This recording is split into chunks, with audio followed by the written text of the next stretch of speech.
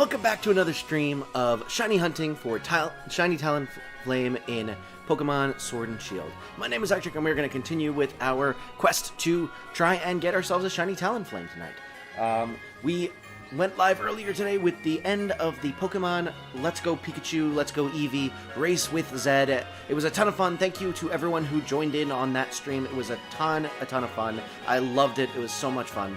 I can't say enough how much fun it was. I'll just keep saying fun. But I really did have a blast, so I hope you did too. If you missed it, go check it out because it was a thrilling, very competitive end to it. So, but I hope you are enjoying your nights, and I'm excited to have you all here. So, if you have not already, consider liking and subscribing to the channel. It really helps the channel. You'll catch every single stream as they come out, and you'll have a fun, wonderful time doing it. But thank you so much, You're Too Slow, Nicholas, and Ghost Angel for joining me. So glad to have you all here. Hope your nights are still going wonderfully. Ended up going a little bit, starting a little bit later than I planned to, but I ended up just, you know, loitering in my own apartment for a little bit, so it was mostly just because I didn't feel like moving quick enough to get it done quick enough. Wonder how long until you reach 420 eggs? 120 eggs from now, I would say. I'm gonna try shiny hunting with you in PLA. Nice! I wish you luck. You'll probably get a shiny before me, if I had to guess. But thank you so much for joining me, everyone. I really did have a ton of fun with that race. It was just so much fun to, you know, to try and get through as quickly as possible. Definitely didn't play as well as I possibly could have, but nonetheless, it was still interesting to a different way to think about playing through Pokemon, for sure.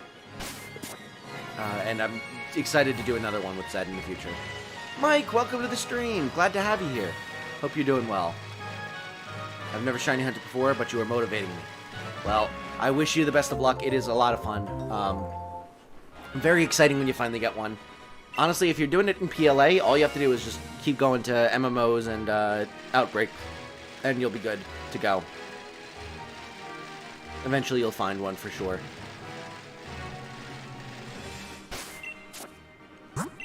It helps to have the Shiny Charm, obviously, but even if you don't have it, it's still pretty. The odds are still pretty good, especially in the Outbreaks and MMOs, because you got more Pokemon for it.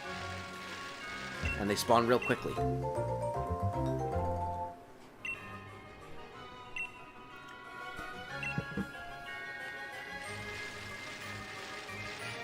And I wholeheartedly suggest using Sticky Globs and Ultra Balls to be able to get them, because the Sticky Globs can pretty much knock out or stun any Pokemon in 1 or 2 shots, and then you can just basically chuck a ball at its back really easily, and you don't have to worry about it breaking out as easily.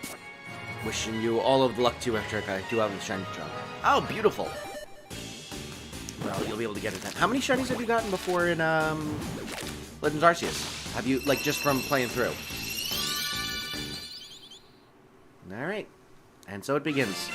First egg of the stream is not, in fact, one that we can call a shiny, because it isn't shiny. Oodles, welcome back to the stream. Thank you so much for joining. Ash's Gengar, welcome to the stream as well. Glad to have you all here. Hope you're doing well tonight. We are only 2 eggs into the stream and no shinies. What the heck? I'll do that as well. I've always just hidden the grass to catch Pokemon. Yeah, I mean, using the smoke bombs can help you, like, sneak up on them. The Sticky Globs definitely make it so that you don't have to, it gives you a better chance of catching them for sure. Fun fact, people think that Greninja and Cinderace hidden abilities are the same, but actually they are not. Protean changes Pokemon type after attack is performed. Libero changes it before it's used. Ah, fascinating. That's cool. That's a cool fun fact. I like that. That is, in fact, a fun fact. That means that Cinderace will always do stab damage. Ah. Makes sense. I'm back, Ectric. Welcome back, JK Street. I really do appreciate you being here. Hope your evening is going swimmingly. Because mine is.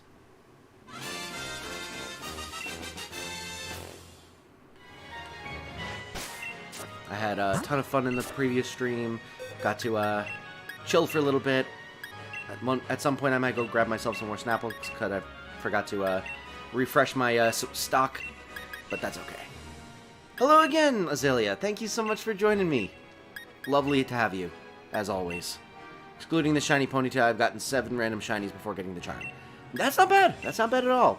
I think I had gotten maybe like 10 or 11 before the charm, and I was also, you know, streaming fairly consistently and meandering about and stuff like that, so I feel like I had more of a chance to get random shinies, but just because I took a longer to do it. But it's not too bad. Now I've got like well over 40, I'd say.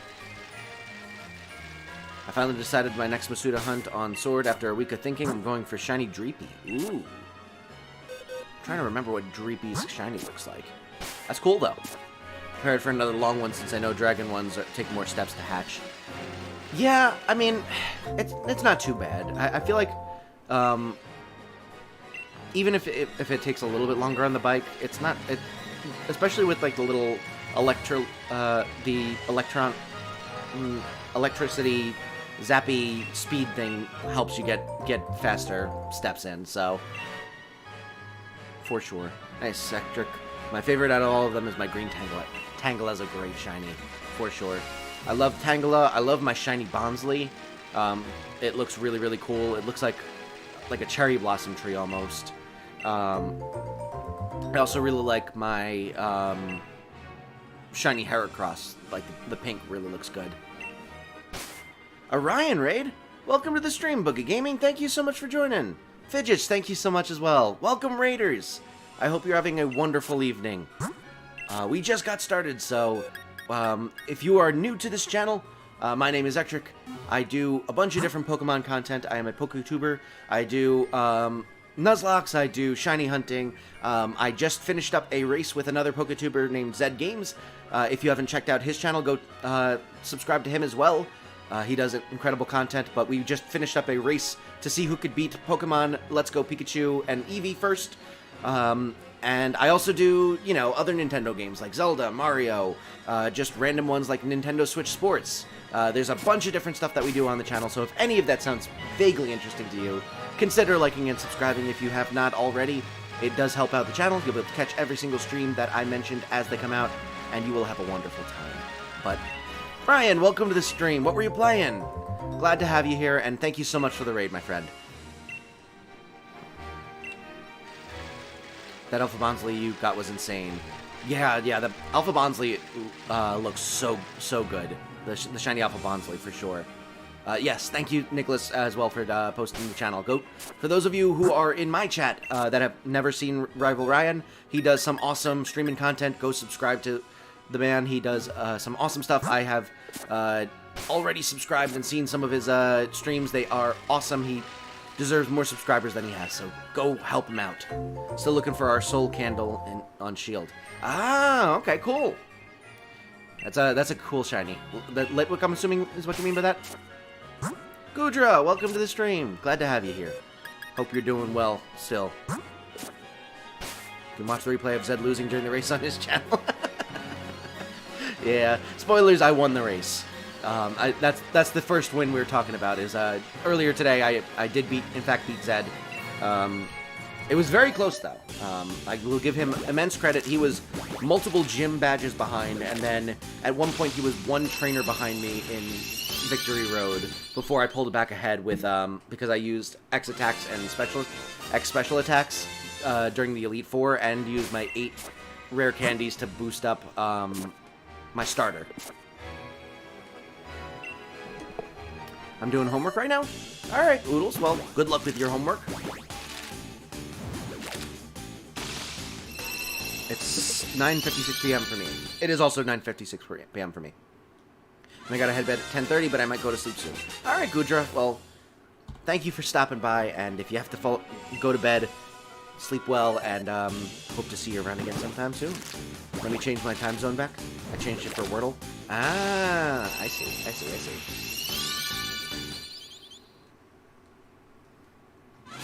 I never really thought to do that. I'm not leaving yet. Well, I appreciate you hanging for as long as you can. It's like 7 p.m. for me. Ah, okay, cool. So did you switch to, like, British time to get it to be midnight?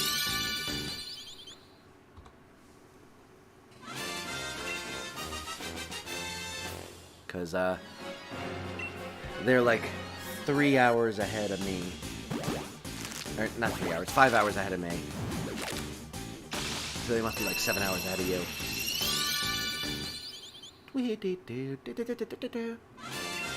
Or maybe you switch to, like, Greenland time, which is probably, like, 3 or 4 hours ahead of Eastern Standard.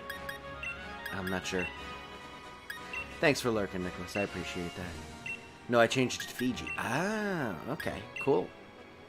Can't stay for too long tonight, but I'm sending all the shiny luck to you. Thank you so much, Ryan. I really do appreciate that. Can we get some hype for Ryan in the chat? He was kind enough to send over the raid and also some shiny luck. So hopefully we will see a brown and orange burb soon. But thanks so much for stopping by, Ryan. Thank you for the raid, and have a great night. I send you all the shiny luck today and everything. Thank you so much, JK. I really appreciate that. I can use it. I definitely could use it. Yeah, let's get some Ryan hype in the chat. And definitely go subscribe to his channel if you have not seen it already. Nicholas posted the link earlier, so if you scroll up a little bit, it should be in the chat for easy access. Oh, what am I doing? Just... I had the instinct to, increment my, counter for some reason. Thank you, Nicholas, for posting it again. Hey, Ectric, exciting news, but last night I caught my first ever shiny in BDSP by using the Poké with only 5 badges. Oh, congratulations! That's awesome! I have not gotten any shinies in that game, so I will have to, try that out sometime. I'm definitely looking to, expand the games that I shiny hunt in the future, so... It will be coming on the channel at some point, but welcome to the stream, Cosmo. I really do appreciate you being here, and congratulations on the shiny little pile of goop. And with only 5 badges, nonetheless, or no less. Grimer is pretty cute, gotta be honest. Muck is a little bit horrifying, but Grimer is pretty cute. Boogie Gaming, thank you so much for subscribing. I really do appreciate that. I hope you will enjoy yourself and be able to hop in on these streams and hang out with us, because we have a ton of fun on the channel. We do streams fairly often, usually like 4-ish times a week. Post shorts from clips from videos, series, and streams, and in the future we'll probably be going and doing some more video series as well. So there is a ton of content coming in the future, and I'm glad that you're going to be able to be here to catch it. Got a shiny Scyther earlier. Ooh, congratulations! That's awesome. Shiny Scyther is pretty cool. It's like a lighter green, right?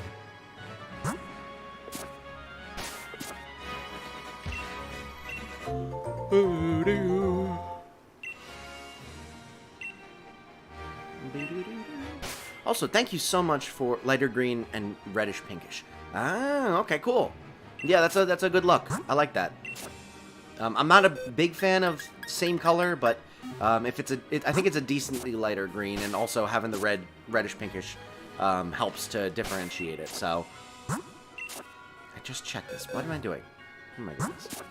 But thank you so much for 9 likes, everyone. I really do appreciate that. If someone wants to post a like goal in the chat, we can try and work towards that.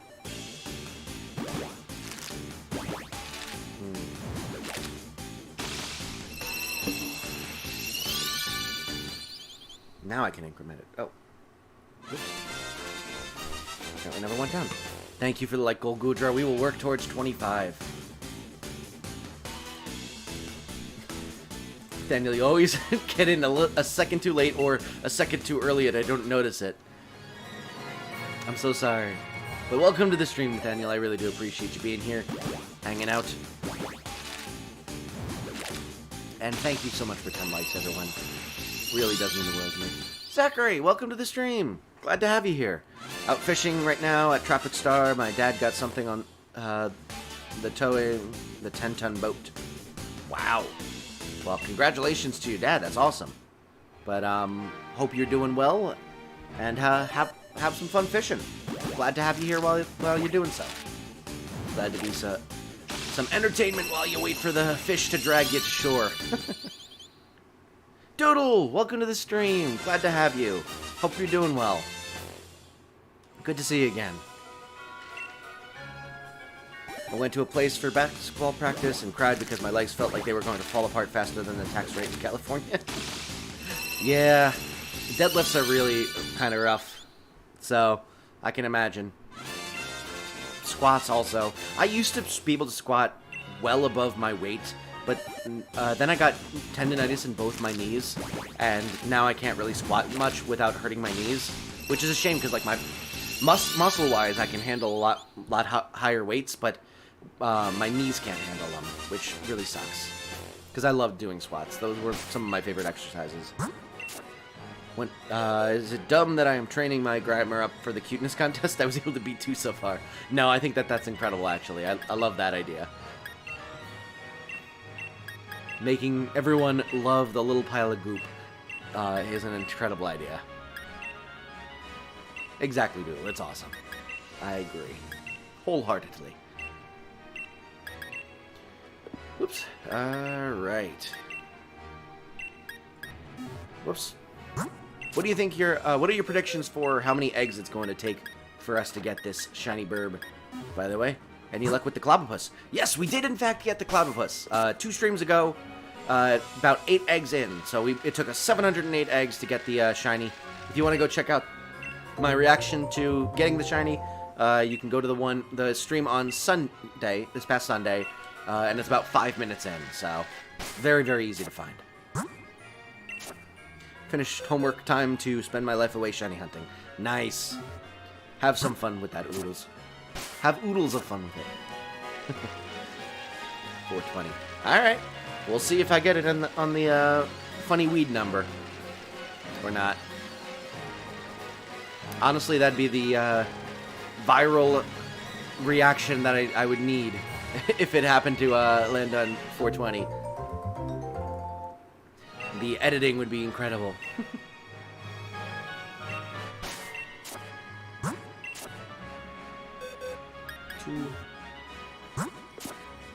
Just all of a sudden do the smoke weed every day in the background and just like pull up the sunglasses and the bad blurry PNG of a blunt.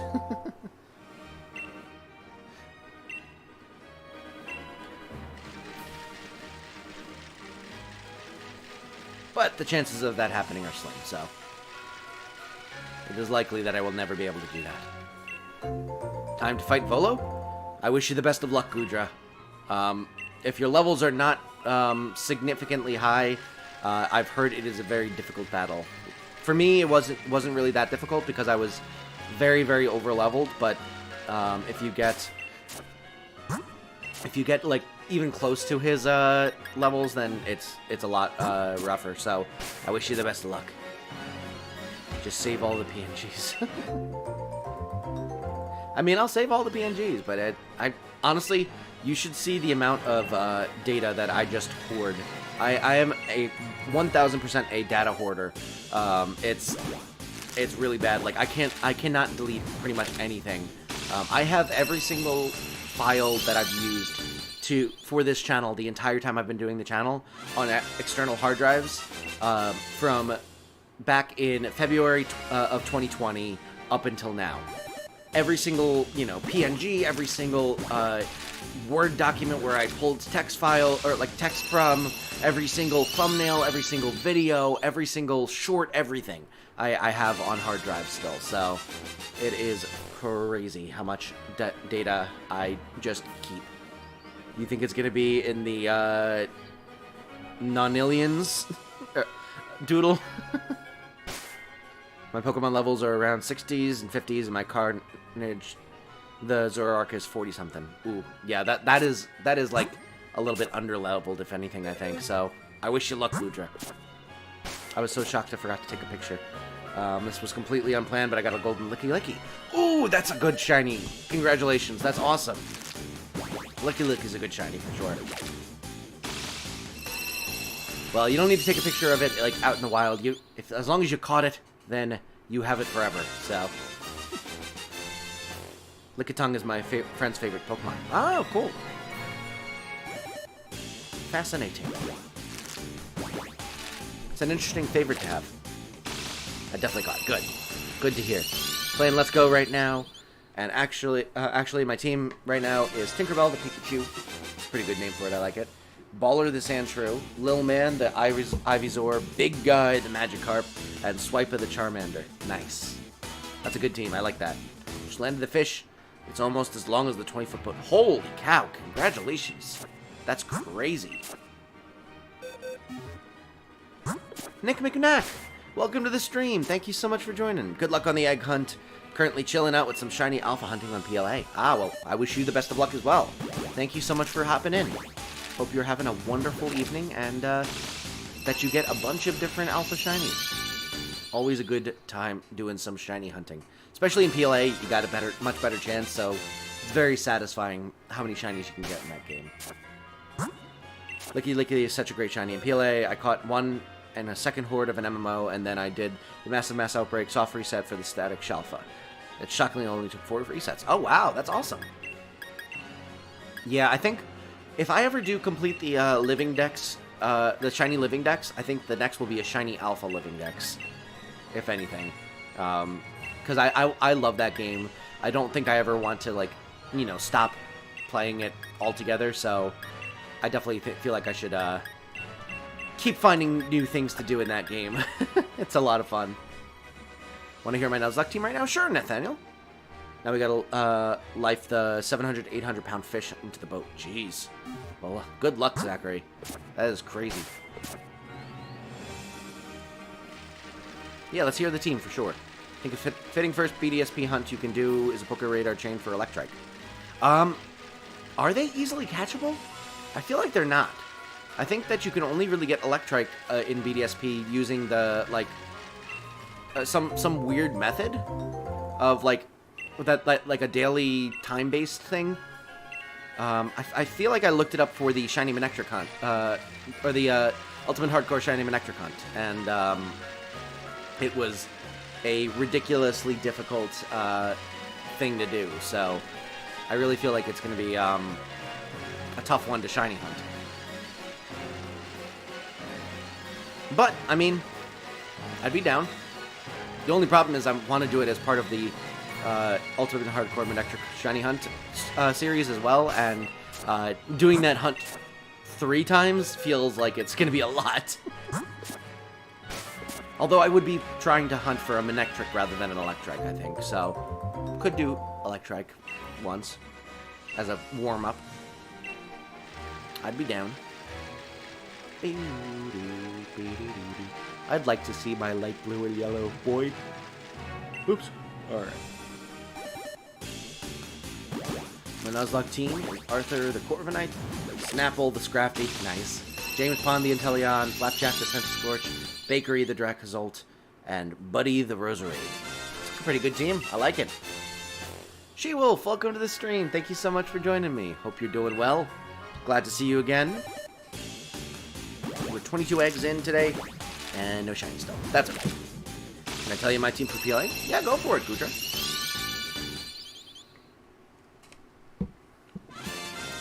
Which Pokemon do you use in Sword and Shield for Masuda hunts as your Flame Body or Steam Engineering Pokemon? I use Colossal, that I nicknamed Midwife. That is my Steam Engineering Mon. Or Mom. Because you get it. You get it. It's named Bakery since it got the cake. Nice. I'm making my mom a desk fall decor, 3 pumpkins stacked. Ooh, that's awesome. That sounds like it's gonna look really cool once you're done with it. Greg the Typhlosion, Palkia, putting the Hisui and Gudra, Carnage the Zoroark, Slash the Shiny Scyther, and Buzzer the Electabuzz. Nice! I don't know why I couldn't speak for half of those Pokemon, but here we are. I'm back. Welcome back, Azalea. And thank you so much, Natalie, for lurking as well. Glad to have you here. Hope you're doing well.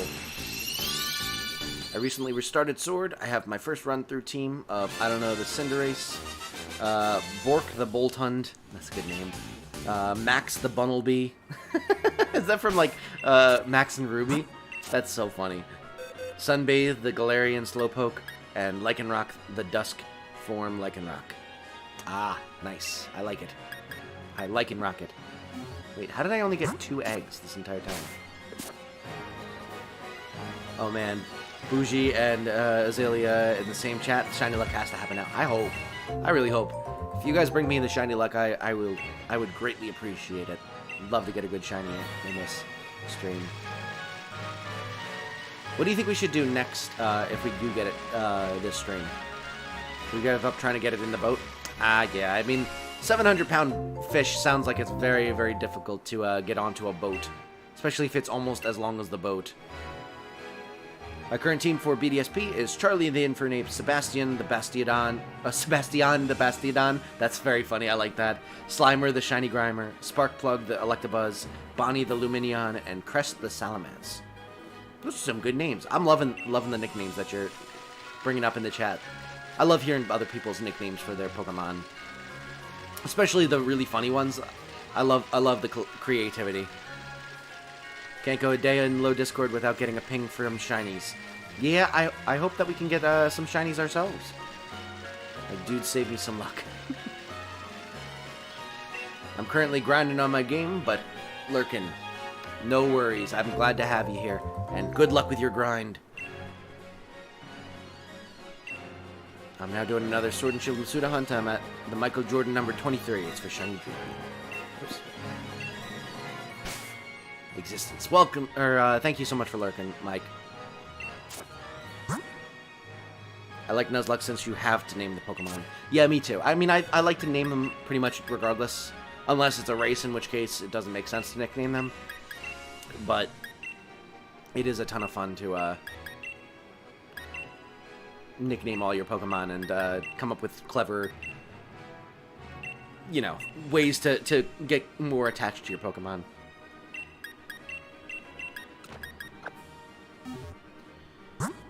I know full well that I'm getting what am I getting myself into, and the Zigzagoon hunt definitely sharpened my mental toughness to prepare for this. Yeah. I'm doing some random encounters for Shiny Ribombee. Ooh. Should I do a Ribombee? Or what's the name of it? I don't know why I want to say Beautyfly. Cutiefly. That's the one. Maybe I should try to hunt for that next. This game messed up PLA a little. I'm not sure what you mean by that, Goodra. It'd be cool to see the pure Galarian fossils. Ooh, that'd be fun. Did you get the green dragon daylight? That's a good question. Hope you did. That'd be awesome. Oh wait, I think you did. I think I remember you mentioning that you got it. I think you mentioned in yesterday's stream. I'm glad it gave you some patience too.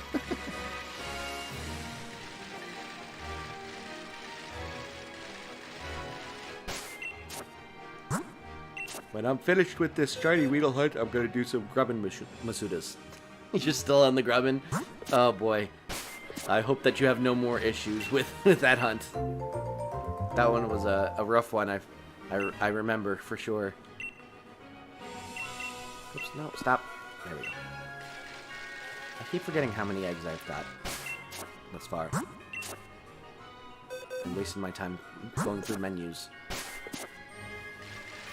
Stony Wilderness and Sunny or Cloudy Weather. Ah. I'm doing a Pokemon Shield Nuzlocke, and I have 7 badges and 5 deaths. Those are Fubby Juice, the Slowpoke, Dig Dug, the Palpitoad, Obama the Snover, Japan Mickey, the Pikachu, and Batman the Noibat. Well, I'm sorry that you had 5 deaths, but congratulations on getting through 7 badges already. And welcome to the stream, William. I really do appreciate you being here. I'm glad to have you, and I hope to be able to give you some good luck in your Nuzlocke. Grubbin Masuda's going good. Good. I love the Grubbin family shinies. It was my first Masuda Method in Sword. Oh, nice! I've never done a shiny Grubbin hunt before. My first shiny hunt in this game was Honedge, because Honedge is probably my favorite shiny. I'm also locked into the Masuda hunt, my first Brilliant Diamond one, and I've decided to go straight to the heart. I want my first BDSP Masuda to end with a shiny Piplup. Ooh, nice! I thought you were going for the starter encounter for Piplup. Maybe someone else was doing that. I could be wrong, but good luck with your hunt regardless. Brilliant Diamond Team, Jiggle the Empoleon, Squeaks the Skuntank, Hines the Bidoof, Thunderstruck Little Fella the Lickitung, and Lucian the Houndoom. Ooh, nice. Thank you for lurking, She-Wolf. I appreciate that. I'm doing Masuda for my main playthrough, but the briefcase one for my third playthrough. Oh, okay, that makes sense. Because I remember you saying that you were trying to get a shiny Piplup the old-fashioned way. Thunderstruck is a Luxray. Gotcha. Yeah, it was one. I realized you didn't mention what the Pokemon was. I forget what do we name our Luxray in BDSP? I can't remember. It's been a little while now. I know we named our Staraptor Burbrabtorb. I love that name. We named our Mr. Mime after a bot that came into the chat. I remember that one as well.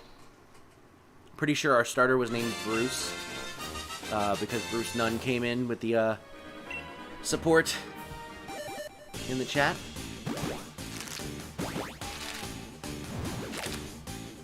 I hope I don't phase because I almost have everything shiny. Yeah, I wish you good luck with that. I mean, any shiny is good, but it would be nice to get the actual one you're looking for. Alright, that was all of them. I have a Snubble named Soishi. She has a backstory. I'm interested. I'm intrigued. I don't know how to pronounce it, but I am intrigued.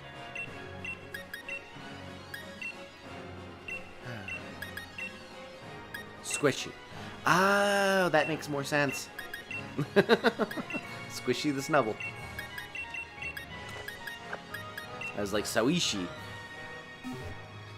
Sounds very exotic. My team is Bugs Bunny, the Cinderace, Shockwave, the Toxtricity, Spoopy the Gengar, Shiny Alakazam, aka Einstein, Hawkeye the Corviknight, and Cookie the Alcremie. Nice. Nice, nice, nice. You're at none. If I phase, I hope it's on my current target I'm phasing on. What target is that?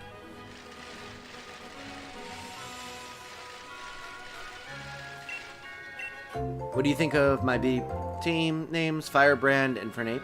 It's pretty good. Petaljoy. That's a cool one also. Skinteraptor. Cinteraptor?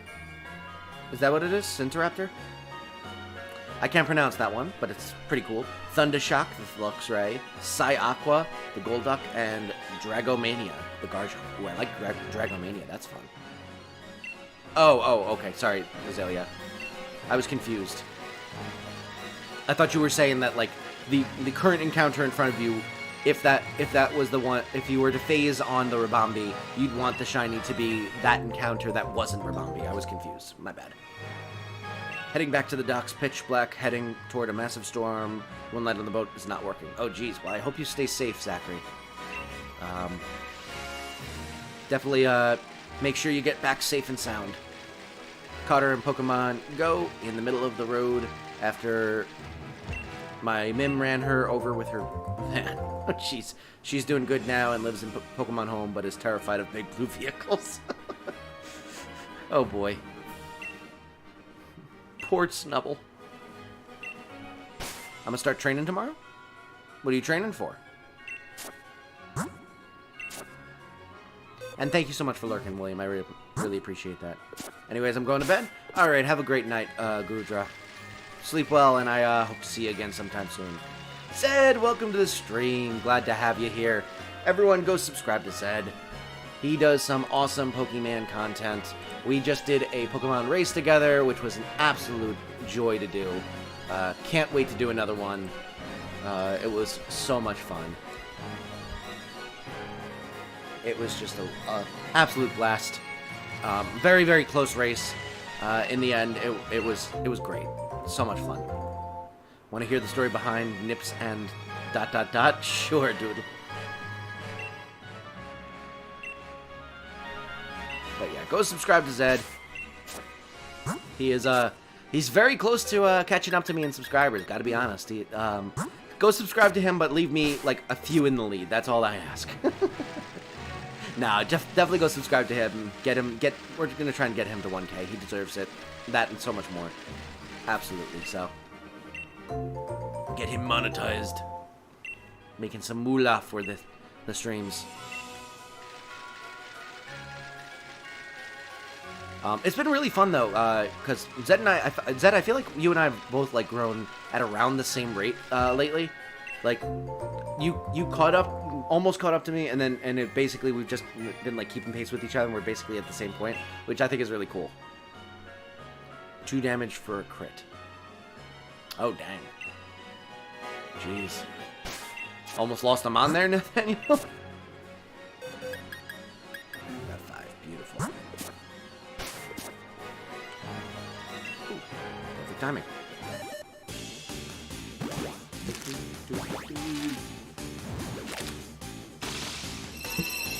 It was Hop that had that Pokemon. Oh, wow. Yeah, Hop randomly sometimes will have like some strong mons that like surprise you. Like he's usually not a problem whatsoever, but every once in a while he'll just have like one mon that like does some damage to you. Nips is a Jinx and ... is a Napoleon, also in Pokemon Go, belonging to my mom and me respectively. We put them in a gym together, and if you can imagine Jinx's animation with Empoleon's expression, they would perfect together. That's very funny. I'm probably very over-leveled. Hey. Oh! You're saying you took 2 points of HP damage for a crit. Dang.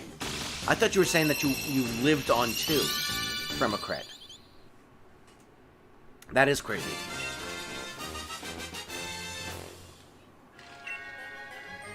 Is this the 4th one or the 3rd one? We'll find out.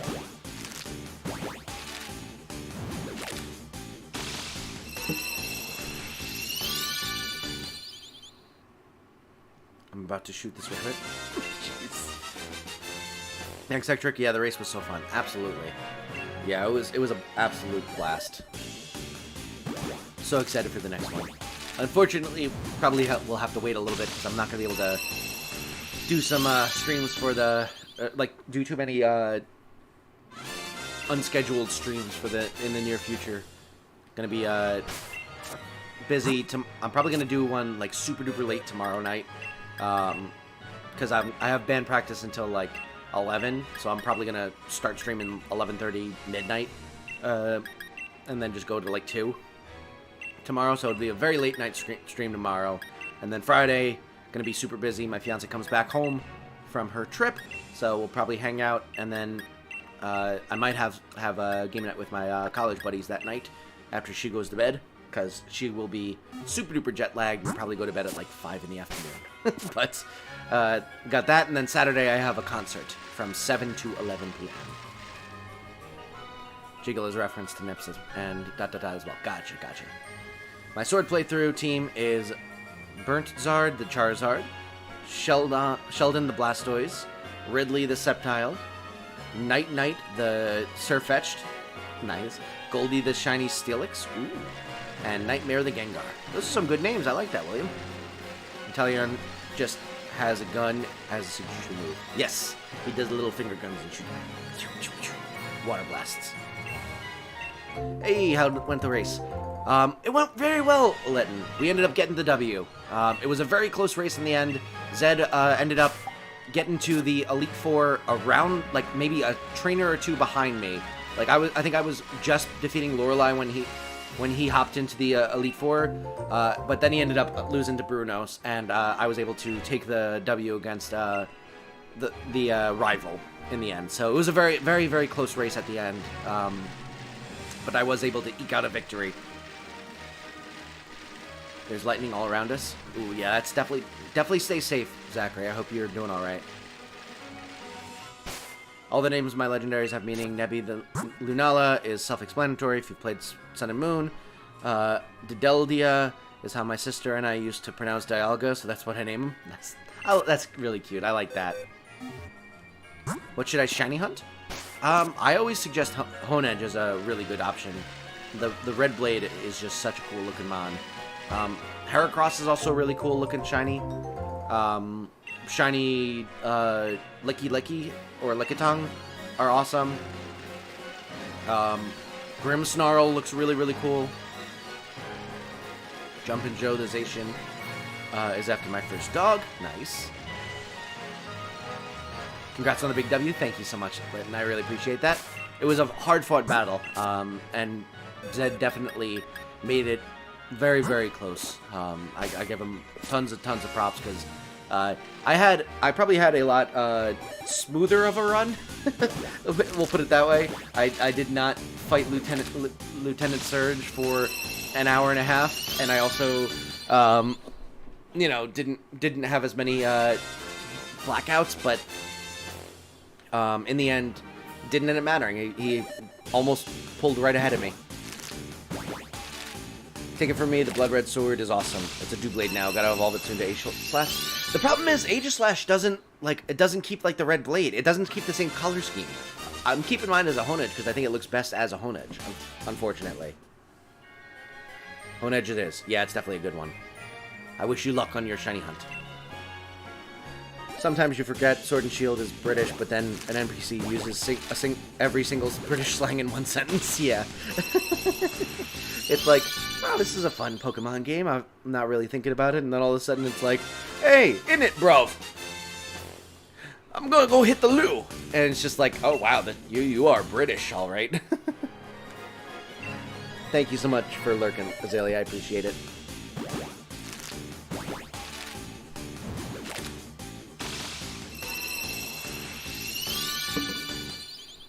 Going to do a nice proper shiny hunting, huh? I always look up shiny sprites before evolving my shinies in case the evolved form sucks. It bothers me when the evolved form sucks compared to the pre-evolution form because I want to evolve all of my Pokemon ideally, unless I'm doing a living dex, in which case obviously I keep some of them not evolved, but at the same time it's just like, why can't you just look good? Why can't all of the best shinies be the fully evolved version? I had to pick 007 as my gym number. Nice. I think I went with 229 as my gym number in the shield level lock because that was the date I started the channel. Going into lurk mode now. We'll chat if the shiny Dreepy comes sooner rather than later. 20 eggs in, no shiny yet. Well, good luck, JK, and thank you so much for lurking. I wish you the best. Okay, I'm back. I got a call. I'm kind of distracted, and no, we need to get you to 1K. How about we get us both to 1K? How does that sound? We'll compromise and both get to 1K. I think that would be a good, you know, a good middle ground for us. Who likes shiny Zapdos? I feel like it's not even different, right? Or is it orange? If it's orange, it's fine. If it's not any different, then no. Blech. Garchomp is a perfect example of that. Yeah. Gabite's shiny looks really cool. Garchomp's is, like, not even noticeable. For some reason, I'm only good at spinning the joystick counterclockwise. Really? Huh. Fascinating. I caught a Doublade. Congratulations, William. Good luck getting into a shiny.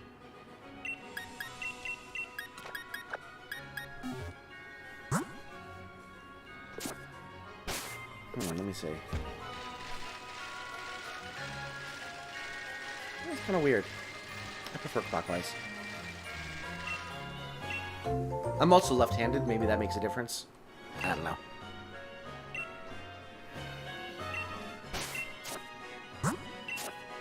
Okay, but why does Mega Shiny Garchomp turn awesome again? Oh, I've never seen it before. Let me look it up real quick. What does it look like? Mute.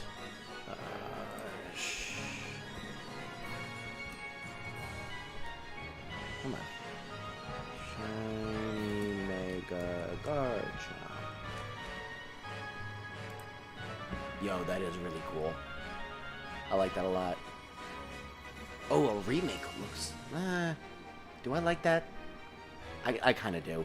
There's a remake. If you look it up on Google Images, someone made a remake where it's like navy blue, which I think looks really cool. Also, it's like not like the purplish blue of regular Garchomp. It's like a really sleek navy, which I think looks really cool. Also, but yeah, that's a cool shiny. I like it for sure. For sure. Also, thank you so much for getting us to 15 likes, everyone. I will hunt later, actually. Alright. Sounds good, William. I wish you luck when you do. I think it depends on what hand I'm spinning with. That's fair. Yeah, I think if I were to do with my right hand, then counterclockwise works better. I think it's just pushing my thumb away and then pulling it back in makes more sense than, like... I'm trying to explain it physiologically. Like, if you take your thumbs and you, like, push them up and towards your hand as opposed to up and away from your hand, it's more comfortable. And then you, like, push them out all the way and then pull them back away from your hand. I think that makes more sense. For me, at least.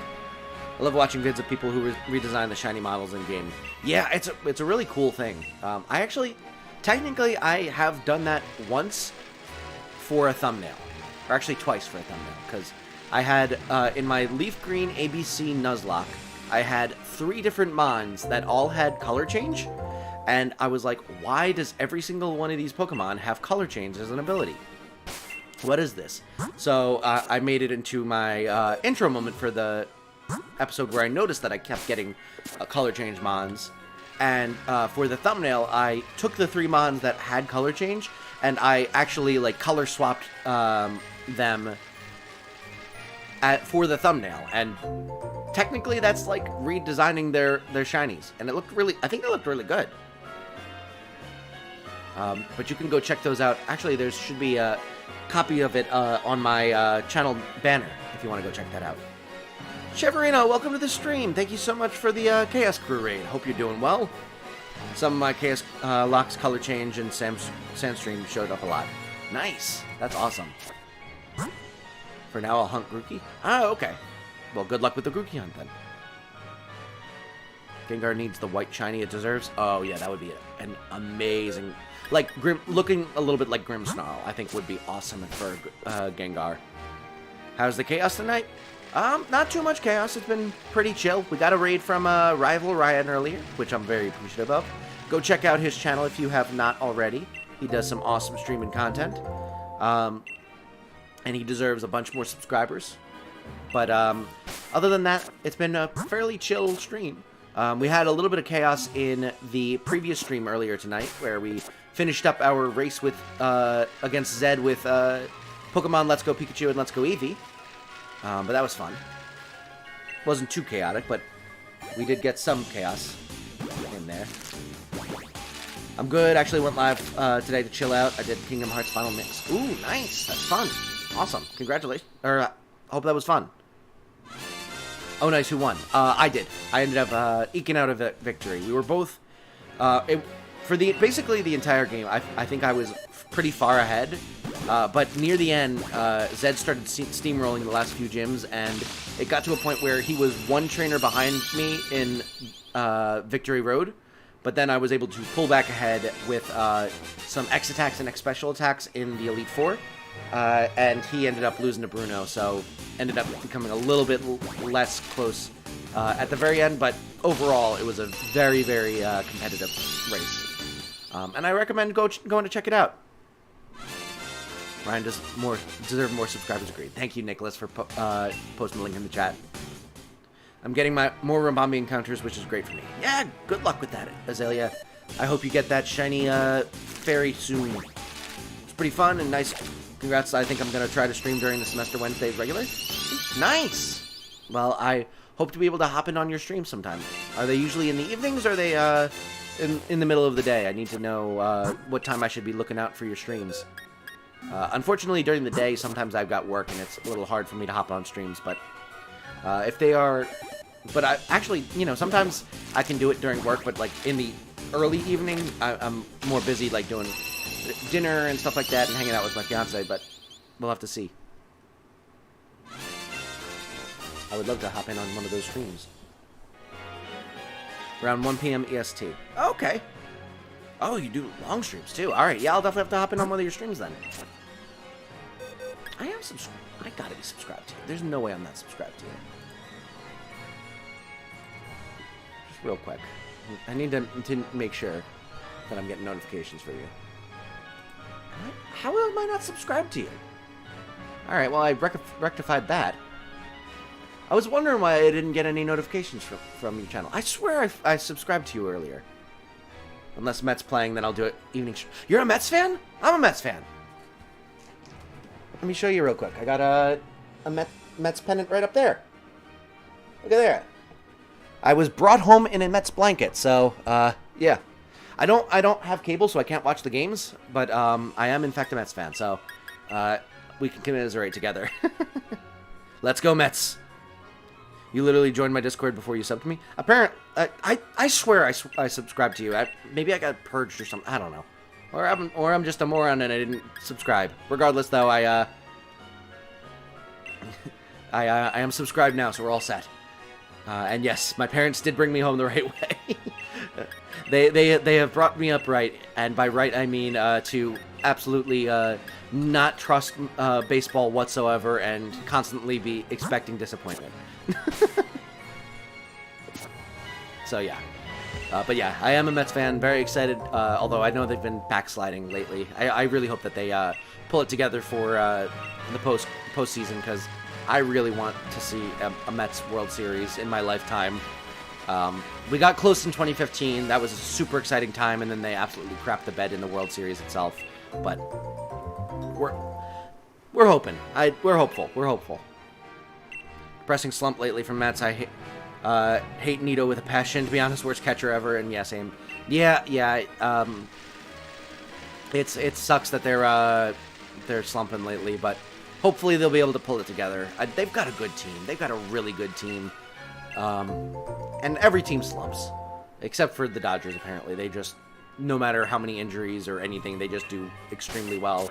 I feel like they're going to be real tough to beat to even get to the World Series. But if we do, it might actually be another Subway Series, because I know the Yankees are doing really well also. We need to get healthy, and then we can take on anyone. Exactly, yeah. I think that we've got time still.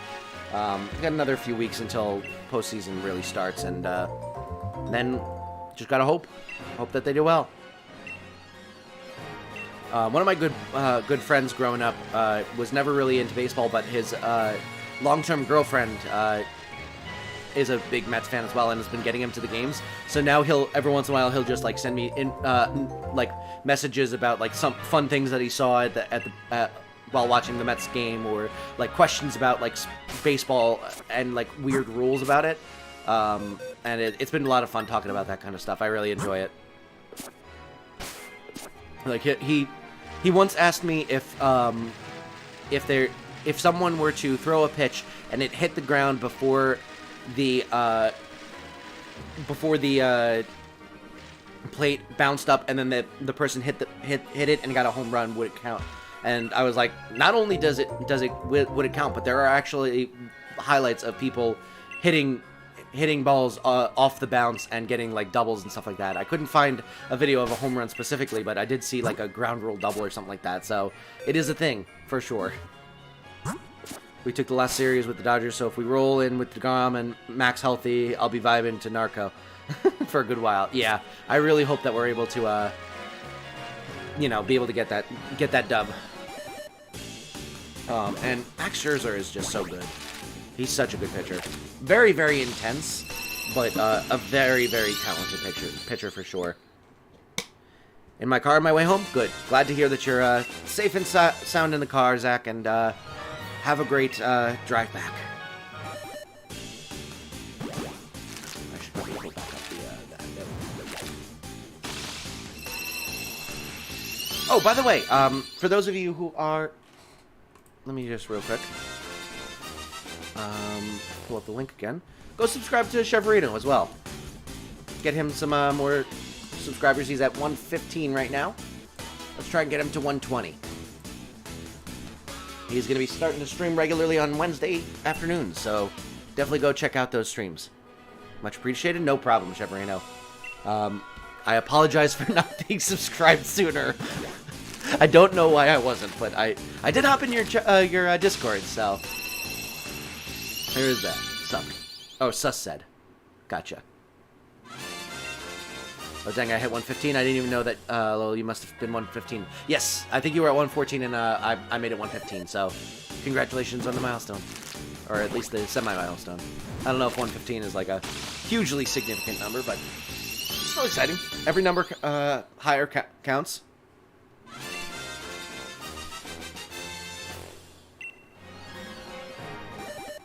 Almost at 30 or 50 likes for the stream. To me, it is. We both are on the road to 1K. Absolutely. And I'm not saying that it's not like not a significant achievement to get to 150. I'm more just saying that that number specifically isn't like a number that is considered like specifically like notable. Like 115 is like 100 is a notable number. 200 is a notable number. Like 115 is like kind of just like it's not specifically like notable in terms of numbers, I would say. Not that it, yeah, 115 is a milestone. That's a good way to put it. Exactly, Cheverino. I don't have 1 sub anymore. I have 0. It happens, Nathaniel. I've definitely been there, for sure. Welcome back, Ghost Angel. Glad to have you. Hope you're doing well.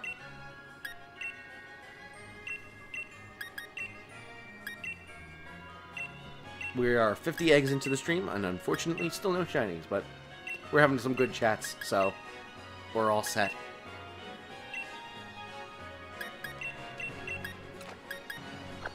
Alright, I am going to actually take a quick break, just because I want to go grab another Snapple and hit the restroom real quick, but I will be right back, and you will get to appreciate my new Please Stand By screen, which I'm still very, very excited about, so I'll be back in a minute.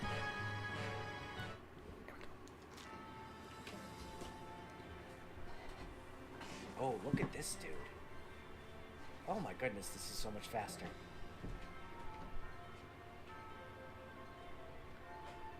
Oh, this is fun. I'm literally just... Oh my god, the eyes! That is so funny!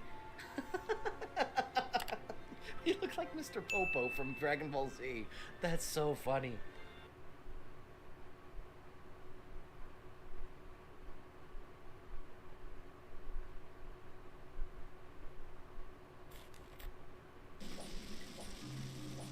Come on, there we go.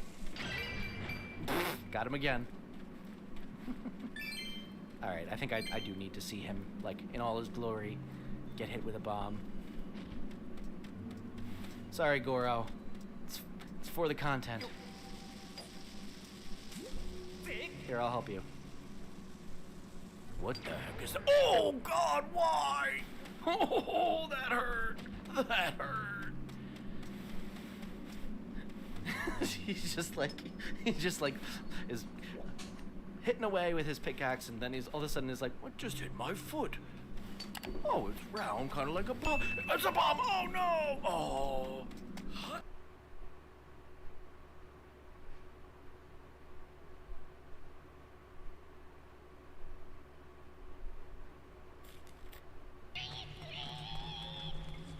Oh, you're gonna shoot me through the bars?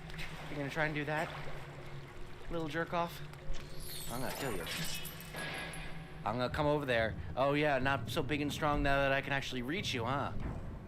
Oh yeah, run away, you... Oh. First I have to stare off into the middle distance, though. Then you're going down, you stupid little archer nuisance.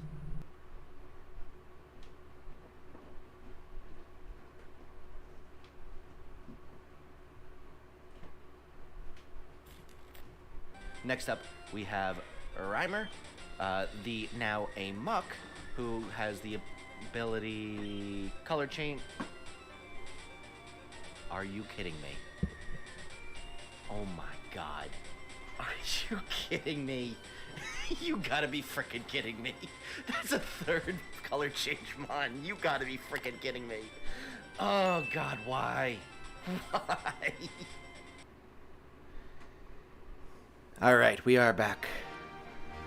Welcome back. Alright, I am back. I think I missed the ending of the race in Let's Go. Oh, that's alright, Ghost Angel. We ended up pulling out the W. I ended up being able to beat Zed. It was a very close race, though. For sure. Oh, that's an awesome screen. I need something like that for real, for real. I can, if you hit me up after the stream, I can send you the stuff that I used for it. Because I was, like, I realized that it was a really cool idea to have clips from the channel playing while I'm gone. So it's not just music and just a static screen. I want to include on it also what like episode of what series it's from, but I need to figure out how to do that because it's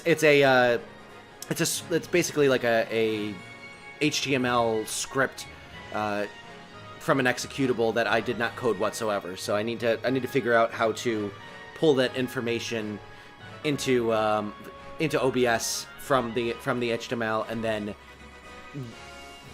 further write another script to turn it into stuff I can actually use.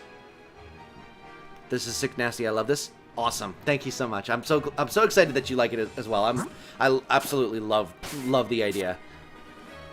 Big punchy man, don't punch you the bird. Actually bullying someone behind us. I'm on my way to Winden now. Oh, awesome. Good luck, Ghost Angel. It's a pretty cool idea, like a small commercial break. Exactly, yeah. It's a great. I think it's a great way to still have like content going on even when I'm away during the stream. So I think it's a really cool way to go about it. I was actually I somewhat got the idea because I was watching some Hassan Abi stuff, and I realized I was watching some of his stuff because it was like him reacting to some funny thing or something like that, and all of a sudden he was just like, "Hold on, be right back," and he left the video playing, and I was like, "Oh, that's kind of interesting. It's kind of weird that he would like just leave the video playing without him being there." But at the same time, people are still being entertained. It's not like they're just sitting there looking at an empty chair with no video playing. They're watching the video anyway, so it made sense. The only thing was I was like, I wouldn't want to take other people's content and play it. So I was like, I'll just pull from my own, and so I did. My team is doing doing well, and Pokemon I don't think I used before. Oh, nice. Yeah, I always love using new Pokemon in new games. It is always fun to use the like the new gen Pokemon as well as some other Pokemon that you might not normally use from the old gens on your team. For the most part. Sometimes there's just too good of a mon that is just one of your favorites that you have to use regardless, but I try not to, at least on my first run through. Sorry, I'm trying to open up my Snapple that I grabbed.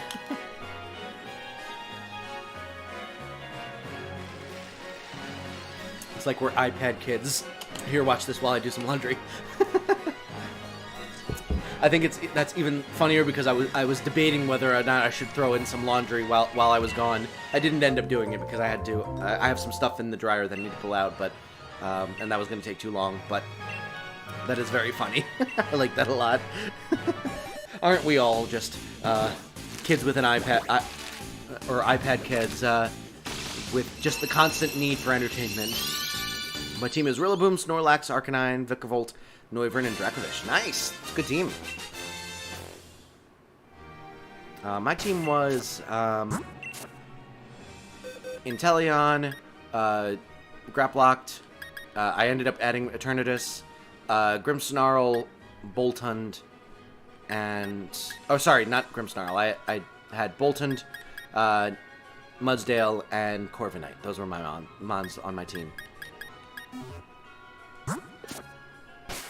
Slurpuff helping-handed the Alchemy, and the bird stabbed it right after. Yeah, the only thing is they're random shorts, so I have a lot of shorts that I've created, so don't exactly always remember exactly what happened in them. And some of them are like, it's basically any sort of part of an episode or a stream that I thought was mildly amusing. So it's definitely not all of them are like short worthy, but they could be shorts eventually. So you might actually get a sneak peek at a future short on the channel. Who knows? Or you might actually get a peek at a short that's already on the channel. I just didn't want to use Corviknight again, so I used Noivern because he's dragon flying. Fair enough. I was talking about my team that I used on my first playthrough, so I used Corviknight for the first playthrough, but... also, Zed, thank you so much for lurking. Appreciate it. Football as well. And thank you for 21 likes. We are getting very close to the like goal. So if you have not yet and you would like to, definitely consider liking the stream so we can get ourselves to that like goal. And Cheverino, thank you so much for lurking as well. The Real Cyber Army, welcome to the stream. How's it going? I'm doing pretty well. I know you said real friends, what's up? It is all good. We are just doing some shiny hunting. We are 355 eggs in, not 354. There we go. And just chilling. No shinies yet, but you know, just having some good conversation. Recently, we were talking about the new "Please Stand By" screen that I made because I thought that this was the old one. It's kind of boring. It's a little static. But then we went and instead did one of these where it plays clips from the channel. So that's pretty cool. Like gold 25.5. Featherboy 2, thank you so much for subscribing. Really appreciate that. I'm not sure if you're in the chat, the stream, but if you are, thank you so much. I hope you will enjoy yourself. And if you're not, thank you anyway. And I hope to see you around sometime. Doing well? Good. Glad to hear it, Cyber Army. I like your name, too. It's a cool name. We are just trying to get this shiny burb. And failing thus far, but that's okay. I'm not particularly in any particular rush to get the shiny. Because then we'd have to come up with a new shiny hunt to do. Just hit that sub button. Thank you so much. I really appreciate that.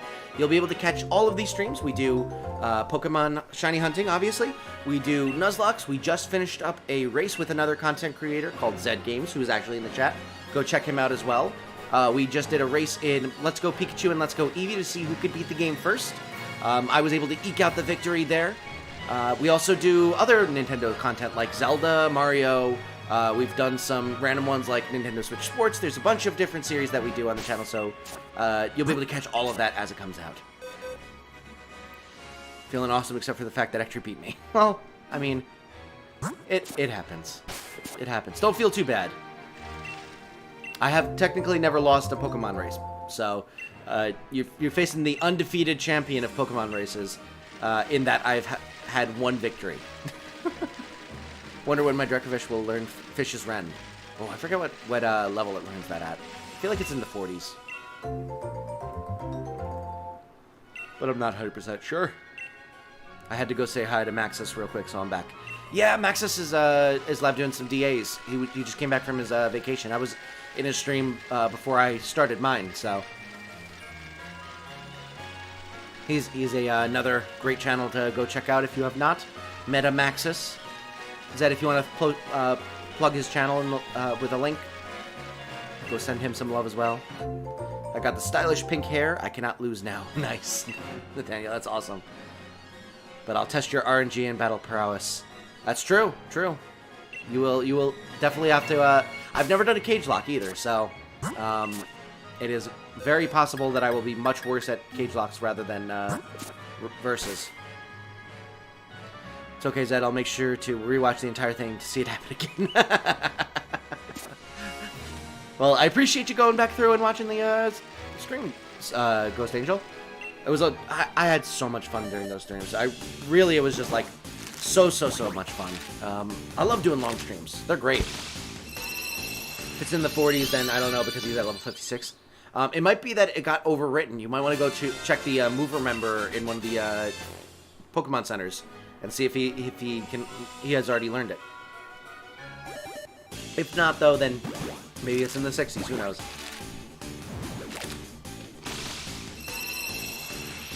What's a cage lock, Auxilia? A cage lock is basically where you have two people playing through Pokemon games as Nuzlocks. If you don't know what Nuzlocks are, basically it's playing through a Pokemon game. You have to nickname every Pokemon. You can only get the first encounter in every route. Otherwise, you are not allowed to catch any other Pokemon. And if a Pokemon faints, it's considered dead, and you're not allowed to use it anymore. So basically, you have two people both going in and trying to beat a Pokemon game, a Pokemon Nuzlocke. But after each gym, they face off against each other in a one-on-one Pokemon battle, and basically try to do a one-on-one showdown. And whoever's Pokemon wins gets a perk, like being able to use TMs on it, being able to give it held items, giving it an extra revive. So if it were to die in the Nuzlocke, you would be able to revive it. And the person who loses, their Pokemon is also considered dead. And then you basically see who gets the most amount of points from those battles. And then when you do the final battle, it's a 6v6 battle, and it's usually worth like 3 points.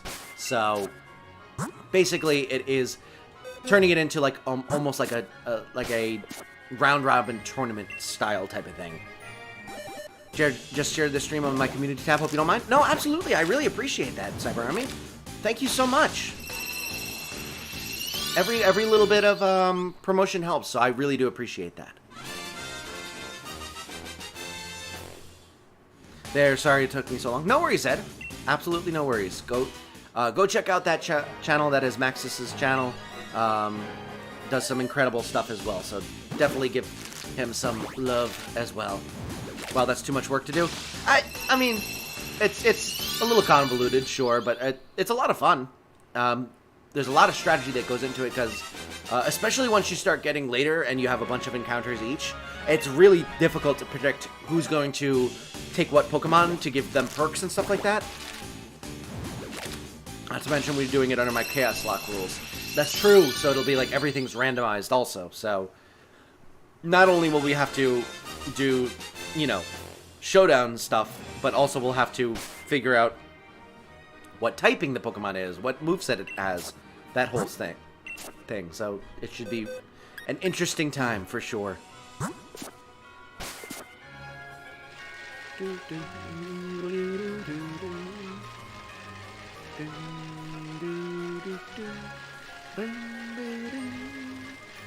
Should do a shiny lock Ectric in Heart Gold because of those odds. yeah, sure. Honestly, if we did a shiny lock Soul Link, that'd be awesome. But at some point, or maybe a shiny lock versus or something. I don't know.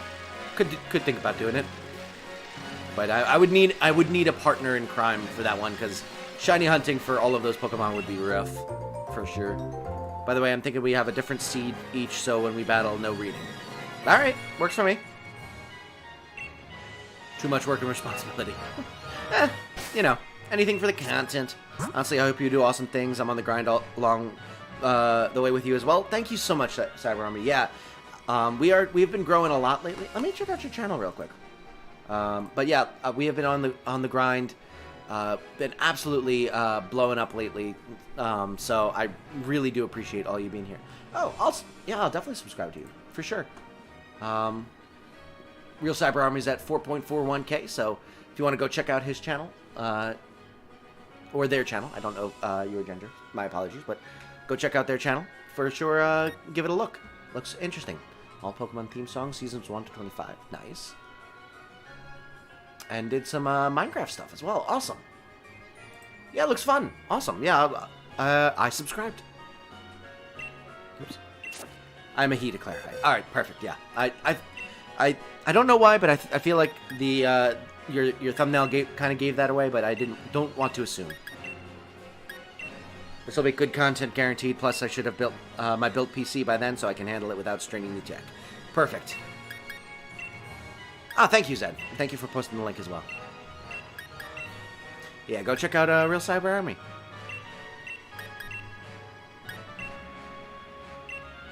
It's a really cool name. I like that YouTube name a lot. For sure. I'm just willing to do a shiny badge quest. Hey, that could be fun.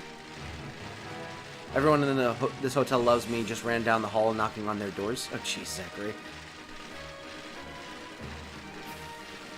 There we go. We got some subs for you, Cyber Army.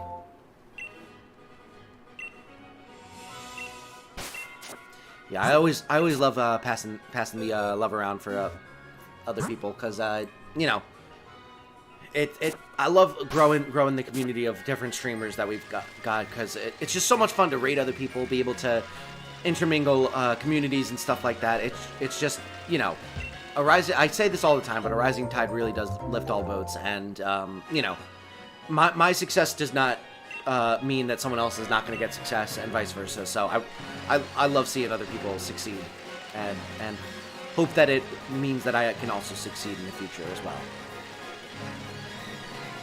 I think that once we started like really growing out this this interconnected web of streamers and stuff, I've definitely seen a ton of growth. So super duper grateful for every single one of the people that has rated me, that I've rated, that is part of this little community that we're building. I know Jaden Animations did a Soul Link, and that was pretty good. Yeah, I loved her Soul Link. She did with Alpha Rat, I think, right? I just can't wait to graduate. I got interest to be hired as an editor so I can get work ASAP, and then my own stuff should be taken off. I have huge chaos plans in the works. Nice. Well, I wish you the best of luck in finishing up your degree and then being able to move on to bigger and better things. It is definitely a grind to get there, but it's definitely worth it. I'm actually expecting my new PC to arrive in a couple weeks. More power for better streaming, and I want to get a capture card to finally stream Switch games. Nice! Yeah, with Gen 9 coming, that'll be awesome. I'm actually thinking about upgrading my my capture card because if you look at the video of this stream, it looks pretty good, but it does look a little bit pixelated, and I think that's just because I got a cheaper model, so I'm looking to possibly upgrade to a slightly more expensive model that will have true 1080p and stuff like that. But for now, this works well. I got this 2 years ago, so it's done me well for the entire time that I've had my channel, minus like a few weeks. I need to change the sunglasses to glasses in Pokemon when I get glasses. Cool. Expect my birthday, which is tomorrow. Oh, happy almost birthday, Mike. This NPC trainer keeps spinning roost. I hate it when that happens. It's so frustrating. Honestly, just trying to grow the community while putting in the work you have, and having fun the long way. Exactly. Yeah. If there were one other person here, I would still be doing this because I just have fun playing video games and streaming for people. But the fact that there are people here chatting with me and hanging out with me and just, you know, sharing their time with me is absolutely insane, and I'm so grateful for it. PC prices dropping, so I'll actually have a really good PC when I do get it. I need a Switch, to be honest, Lil, but I wouldn't be able to afford it after the PC. Yeah, definitely makes sense. I actually used some Christmas money when I was still in grad school to get myself a Switch. I was originally thinking about putting it into savings, but then I was like, no, this is Christmas money. It's not supposed to be used for, you know, logical things. And I ended up getting myself a Switch, got all the Pokemon games that I wanted to get on there as well. And in the end, doing the playing through Shield actually inspired me to do the YouTube channel. So it ended up being a really, you know, life-altering investment, pretty much, which is kind of crazy to think about. What do you use? I always heard Elgato is a great one. Yeah, I do not use Elgato. I can actually try to look up what it was 2 years ago, so it might be hard to find my Amazon order, but it was like an off-brand one. Let me actually, if you give me a second, I can try and look to see what the brand is on it. It's behind my TV is the only problem. 82, 9. You know what? It's over here, I bet.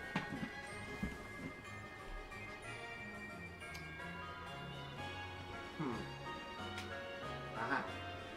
There you are.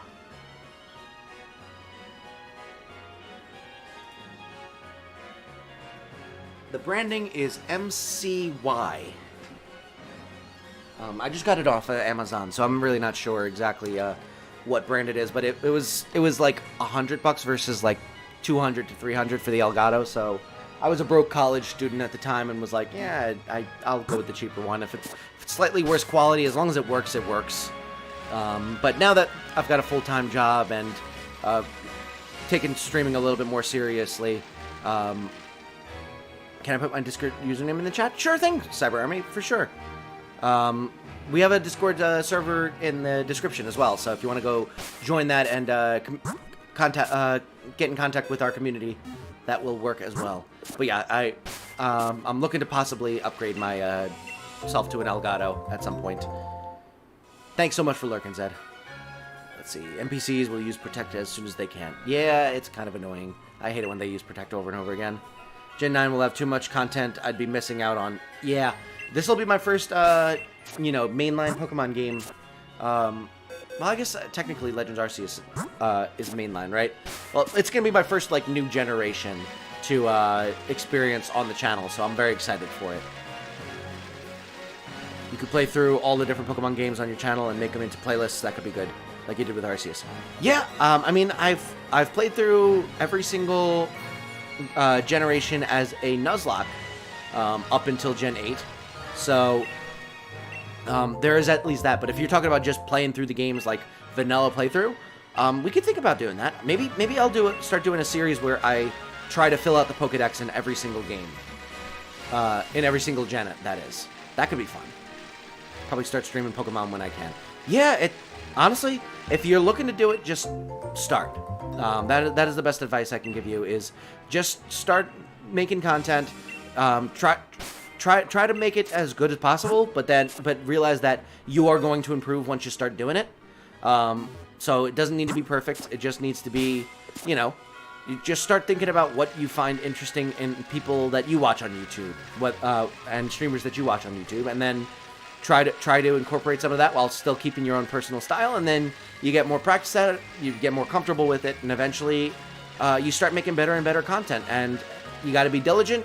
It's a long slog to get any sort of traction, but once you start getting more and more traction, it gets easier and easier. The first 10 are the hardest subscribers to get, usually, and then from there the next 10 are slightly easier and slightly easier and slightly easier, and you just keep working from there. I feel you on that. I figure with the new PC coming, I might as well throw in for the Elgato as well. Haven't streamed in a couple months because work got busy, but want to pump more content out soon. Yeah, for sure. I've been trying to stream a lot more lately, just because I've found that I've gotten a lot more traction when I'm streaming more often, and also because I like to stay up late anyway, so I might as well be streaming if I'm going to be sitting up at 10:30 at night. My fiance is asleep and I've got nothing better to do. I might as well stream.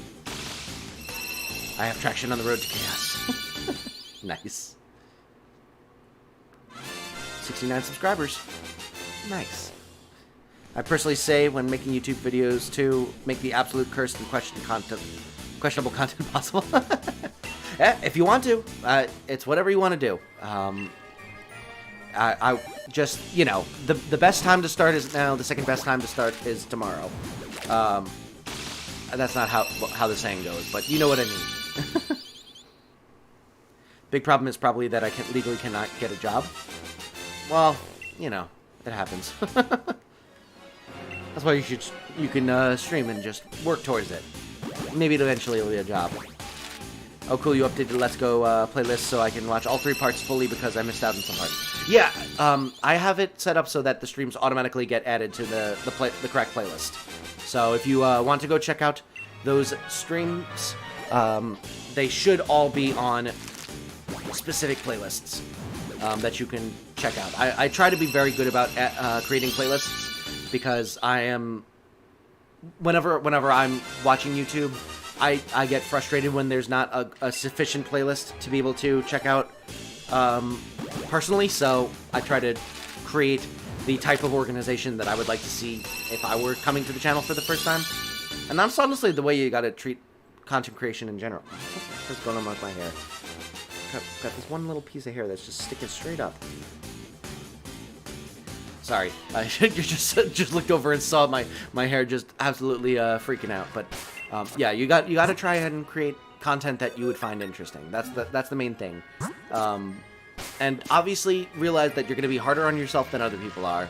So, you know, every small like thing is not going to be an issue, but at the same time, you want to make sure that it's entertaining and interesting. And if you find yourself getting bored, then it's very possible that others might as well. So that's the big thing that I had to learn was my first videos, I was like watching through them and I would sit there and I'd be like, I'm kind of bored of this and want to go switch to something else. And then I would realize, oh, that means that I'm not making good enough content. I need to improve. I need to make this more entertaining, more interesting, so that people won't feel bored. That's what I do myself. Hey, fair enough. Sometimes you're just one viral clip away from blowing up. Exactly. Just gotta keep being diligent, keep pushing out the best content you can make, and then eventually something will hit. Whether it be with 10 viewers or with 10,000, eventually something will hit. I should suggest don't stream when Ectric is live, because then you can't watch him. I mean, obviously I would love to have you here, but if you're also streaming, then that's awesome too. Really is, you know, I am so grateful for all of you to be here for any amount of time whatsoever, and if you got other things going on, whether that be streaming or homework or sleep or whatever, I completely understand if you're not able to make it, but love to have you when you are here. Honestly, just do it because I think it's regular, but apparently things in my brain are strange to others.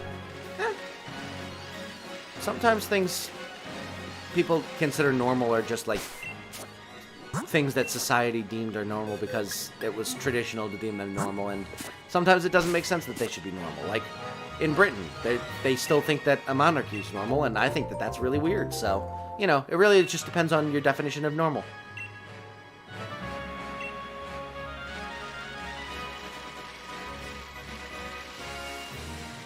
I actually think being viral is more harmful to your long-term career on this platform because you're not able to build an actual foundational community. Yeah, honestly, that is one of the things that made me really nervous about shorts. Was I was worried that if I had a video really pop off and gain like get like 100,000 views, let's say. First of all, hasn't happened. It's a very narcissistic thing of me to worry about that when, you know, I haven't even come close to that. But my worry was that if I grew too much too quickly, all of those viewers wouldn't necessarily be there for me. They'd be there for that specific funny thing that I said once. So definitely was a worry of mine, and I'm very happy with the way I've grown. I would rather grow slower but get a more engaged and, you know, friendly community rather than not grow quicker but have it be, you know, people that don't actually watch my stuff and just are subscribed. I need to convince Zed to make a gummy worm command for me. Building the foundation with a true community around you. Exactly. That's the important thing. I've seen so many channels die because they have subs for their YouTube shorts but never convert to the main channel content as well. Yeah, honestly, it was a worry of mine. And even with the limited amount of... I say limited. I've had great success with shorts. I've gotten a decent number of subscribers from them. I've gotten a decent number... The most amount of views on any of my content are from shorts. They have succeeded, as far as I'm concerned. But even with the somewhat limited success of them compared to what some shorts can get, I do have that worry that people are here for the shorts, and when I don't post them that often and I'm mostly just streaming, that they'll be like, oh, this is not actually what I'm looking for, and they just either become a dead subscriber or they unsubscribe. But, you know, I do my best. I need to remember to spend a little time turning my clips into shorts. Absolutely. They are, it is OP. I would say make them into shorts. Also, make them, give them subtitles. That is another thing. Because if anyone's muted, the subtitles pull them in, and they're just, if you're just scrolling through and you see words pop up, you're more likely to read them. I've found, at least. So subtitles are a good addition, I would say. That's why I mainly post long-form content, but limited shorts because I don't want my shorts content to overpower my main content. Yeah, I've actually debated whether I should make a specific shorts channel, and then just post all of my clips there and then have it point back to my main channel. But for now, I don't think I've got a big enough issue with, you know, too many shorts people coming in and then unsubscribing when they find out that I don't post shorts regularly. That I don't think it's an issue right now. I don't think it's cluttered my channel too much, but maybe eventually if I were to get big enough that, you know, the shorts became their own sort of beast, maybe I would do a specifically, like, extra clips channel or something like that. Completely agree, Ectric. Personally, don't plan on making YouTube my main income. If I ever make money from here, it's too unstable for me. Yeah, that's fair. To be honest, I would love to do this full-time if I could. I would need for it to be stable before I would even consider, you know, leaving my current job, because I do have a very stable income and a fairly significant income compared to what I was making when I was in grad school and stuff like that. And it has helped my fiance and I become fairly financially stable and getting closer and closer to being able to purchase our first home together. So I would not want to lose that income for, you know, an unstable income unless it was significant enough that I felt comfortable with the instability as a trade-off for being able to do this full-time. But at the same time, my fiance is the main breadwinner in my house already, so, you know, if it turned into me just working from home doing this full-time, I'd be able to do more stuff around the house more often, and would probably be able to hang out with her more often. So maybe that would be a trade-off that we could consider at some point, but it wouldn't just be my decision. What's an ABC lock, then? An ABC lock is a Nuzlocke variant that I created myself. It's essentially where you do a normal Nuzlocke, except you are not allowed to pick your team's your team out of your encounters. You get the normal encounters. You have to try and catch every single encounter. You randomly spin for any letter, and you have to nickname it based with that first letter randomized. And then after each gem, and at the very beginning, you spin to see what order you're going to have to put your Pokemon in your box in, and the first 6 in that order are your team. And if any one of them dies, then you add in that order onto it. It is alphabetical, either A to Z or Z to A based on nickname, alphabetical A to Z or Z to A based on their species. So, for example, Colossal would be C. So if you had a Colossal and you were going from A to Z, it'd likely be on your team. There is, by Pokedex number, either an increasing or decreasing number order, or there was one other one. I think it was, alphabetically by geographical location that it was caught at. So this Colossal was caught, check summary, it was caught at the Galar Mine. So if we had 5 other Pokemon, or 6 other Pokemon in, from A to Z that started with, you know, A through F, this wouldn't be on the team, but if it was one of the first 6, Galar Mine is pretty close to the beginning of the alphabet, so it would likely be on the team. And you basically, each time you get a badge, you respin for a different order, so you constantly are changing what Pokemon are on your team. And you basically have to try and beat a Pokemon game while having the Pokemon you're using on your team determined by alphabetical order. No Shadow when that my luck is terrible. Yeah, I mean, I did. Spoiler alert for the Leaf Green ABC Nuzlocke. I did end up winning it. So I was able to figure it out. I got very lucky that my ace ended up becoming a Quagsire named Quagsira with starting with a K, which was central enough in the alphabet that for the most part it was able to stay on the team. Also, you know, I got a lot of like reverse alphabetical species and beginning of the numerical Pokedex order, and Quagsire is, you know, Gen 2, so it's not too bad. I got pretty lucky with the picks for the most part. That my ace was able to stay on the team for the most part, but at the same time, it was definitely a rough one to try to do. Big thing I'm nervous of is people not liking the things I like to play. Honestly, always is a worry, but at the same time, you just got to play with what you want. People will know if you're playing something you don't like, and if you play what you like and you enjoy it and you keep working at it, eventually you'll find other people that do enjoy the games that you like to play. You don't need to go for the most popular games. If you don't like playing Pokemon, don't play Pokemon. If you don't like, Splatoon, don't play Splatoon. Play the games that you like, and you'll find other people that like it as well. The game you play has fans behind it, so people will find your content. Exactly. There are other people that like the games that you like. You're not the only person in the world that likes a specific game. So, you will find people out there on YouTube that will watch it. I'm tired, so I'm gonna head out. Bye. Alright, Doodle, have a great night. Thank you so much for sticking around, and I hope to see you again sometime soon. Nice Quack. I also, a nice Quack I've loved since Quagsire I've loved since Coliseum. Gotcha. Sorry. The abbreviations were getting me for a second.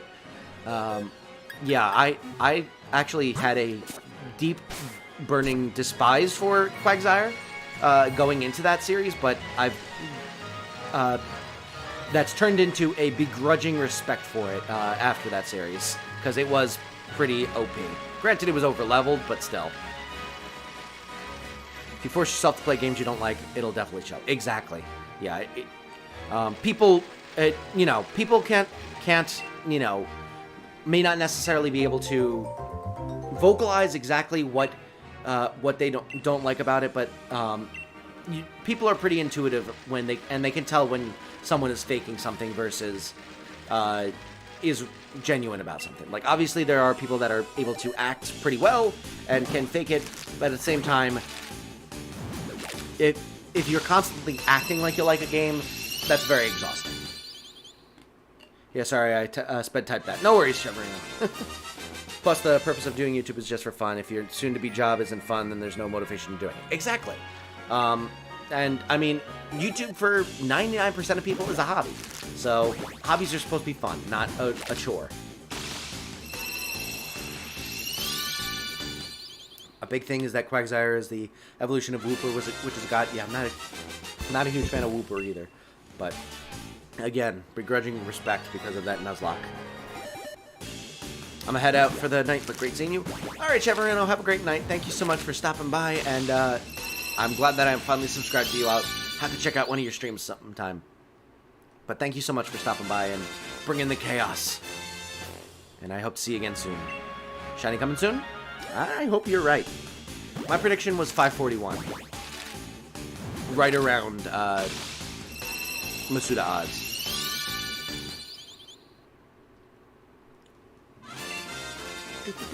And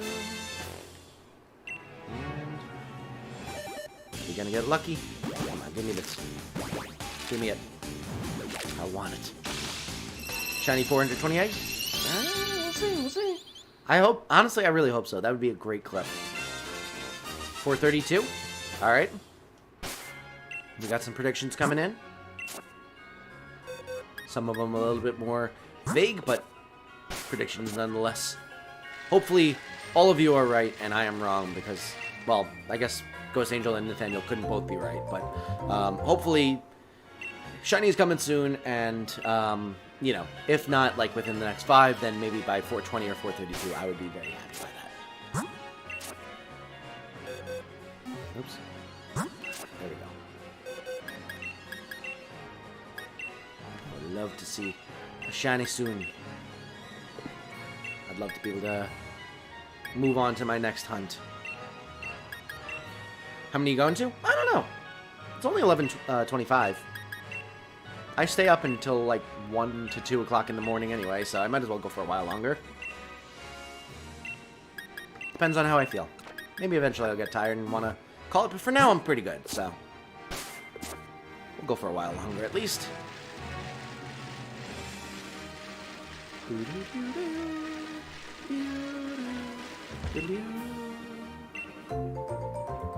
How would you feel about going for a shiny alpha Pokemon in Arceus? I wouldn't be opposed. I don't want to do any sort of like resetting methods, so I would probably wait for the alpha hordes, but or the alpha outbreaks rather. But I would be down to try and do a shiny alpha hunt. In Arceus, for the most part, I just hunt indiscriminately. I just kind of hunt for shinies, period, not like a shiny specific Pokemon.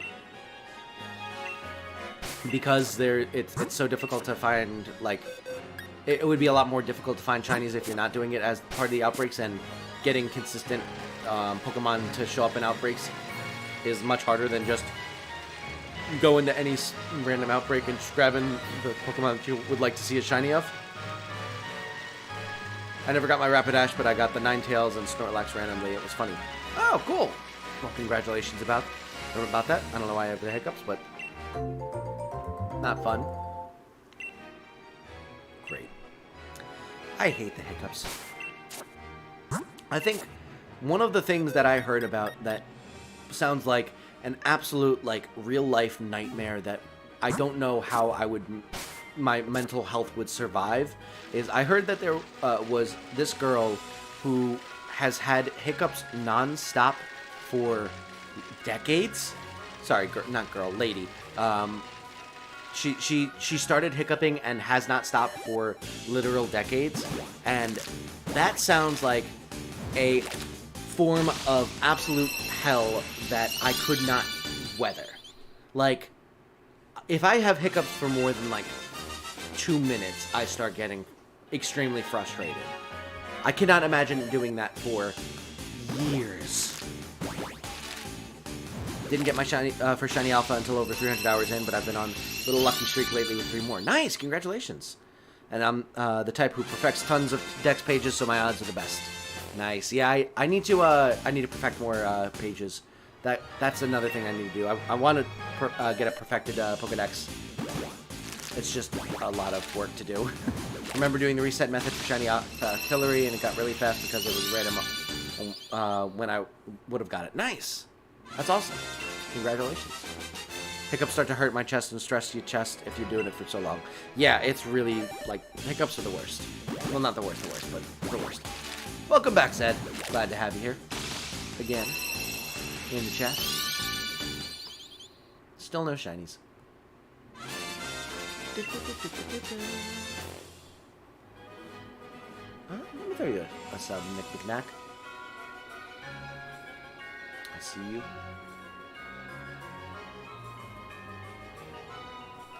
Have you ever sneezed and it hurt your lungs? Yes. The worst is when you sneeze and it hurts your shoulder.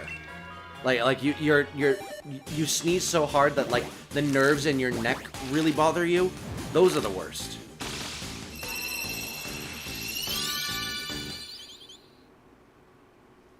Or you like give yourself a headache from how hard you sneeze. I hate it when like sneezes hurt. Like why are you doing this to me? This is involuntary. I didn't ask for this, and you're hurting me. Why? Funny enough, the way I used to stream Pokemon was by putting my Switch inside a box, then pointing my iPad camera at it. Hey, whatever works. Yeah, luckily I was at a point in my life when I started streaming that I had the ability to purchase my own, equipment and stuff like that. So I was able to purchase a mic and be able to purchase a capture card and stuff like that. So I never, there's no content on my channel, and I've never done that type of, MacGyvering, but it's got a certain like kind of quality to it that it's a little bit nostalgic and stuff like that, and also you just got to start somewhere. So if that's the only way you can be able to do it, then that's the only way you can be able to do it. So hiccups are one of the things where when I get them, I wonder how we haven't come up with a permanent fix for them. Yeah, I don't know. It's really just because a nerve in your in your diaphragm, I think, gets aggravated, and all of a sudden it basically makes you your like breathing, your involuntary breathing like become irregular. And then you basically just need to get that nerve to stop overacting, and it goes away, but I don't know. It's really annoying. The nerve gets angry. Exactly.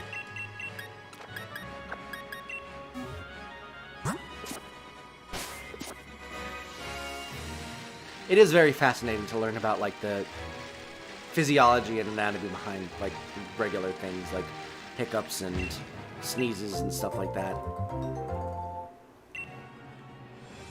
I find that kind of stuff interesting.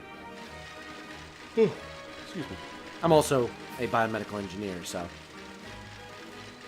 biology is one of my more favorite science topics, to be fair.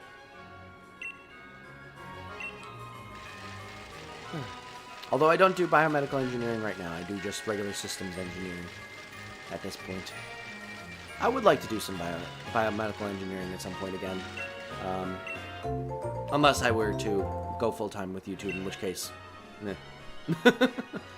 I would much prefer to do YouTube full-time. But if I had to get, like, pick a new job to do that isn't YouTube and is still in engineering, I would probably want to work on medical devices rather than what I currently do. Not that what I currently do is bad in any way, shape, or form. I enjoy working on the projects that I work on for the most part, but, you know, at the same time, it's not what I specifically went to school for, so it happens. Also, we are only 2 likes away from hitting the like goal, so if you have not yet liked the stream and would like to help us reach that goal, I would be very appreciative of you liking the stream. But, you know, regardless, I appreciate you being here, no matter what. Biomedical engineering, that's so cool. Yeah, I love, I knew I wanted to be a biomedical engineer by the time I was a freshman in high school when I learned about the Human Genome Project, where they sequenced all of a human's DNA and basically started, it was basically the project that allowed us to start learning about, you know, genetic disorders and what genes do what and stuff like that. Being able to sequence them and learn, you know, what the A, G's, T's, and C's were of an entire human's DNA, all 26 sets of chromosomes, just made it was just such a cool, like, I thought it was such a cool project, and they were like, yeah, these biomedical engineers were able to figure out how to sequence an entire human's DNA, and it was just like such a cool thing. And I learned about that in freshman biology class, and I was like, that's what I want to be. I want to be a biomedical engineer. And then I took a computer science course, and I thought, maybe I want to be a computer scientist. And then I thought about it for a second. I was like, I feel like the things that I enjoy about computer science, I could do as part of biomedical engineering, but I wouldn't want to do it as, like, the main focus, because I enjoy, like, the actual, like, project development parts of coding, and I feel like if I were to become a computer scientist fully, I would end up getting the smallest, like, portions of code projects that it would be like very, very specific, like, topical, like, data structures or something like that. Like, it's fascinating enough to learn about, but at the same time, it's just like, I wouldn't want to have all of the code that I always do be extremely, extremely abstracted and be a very small part of, like, this huge, huge piece of software that, you know, I want my code to be, like, very, very directly applicable to the project that I'm working on and not be super duper abstracted.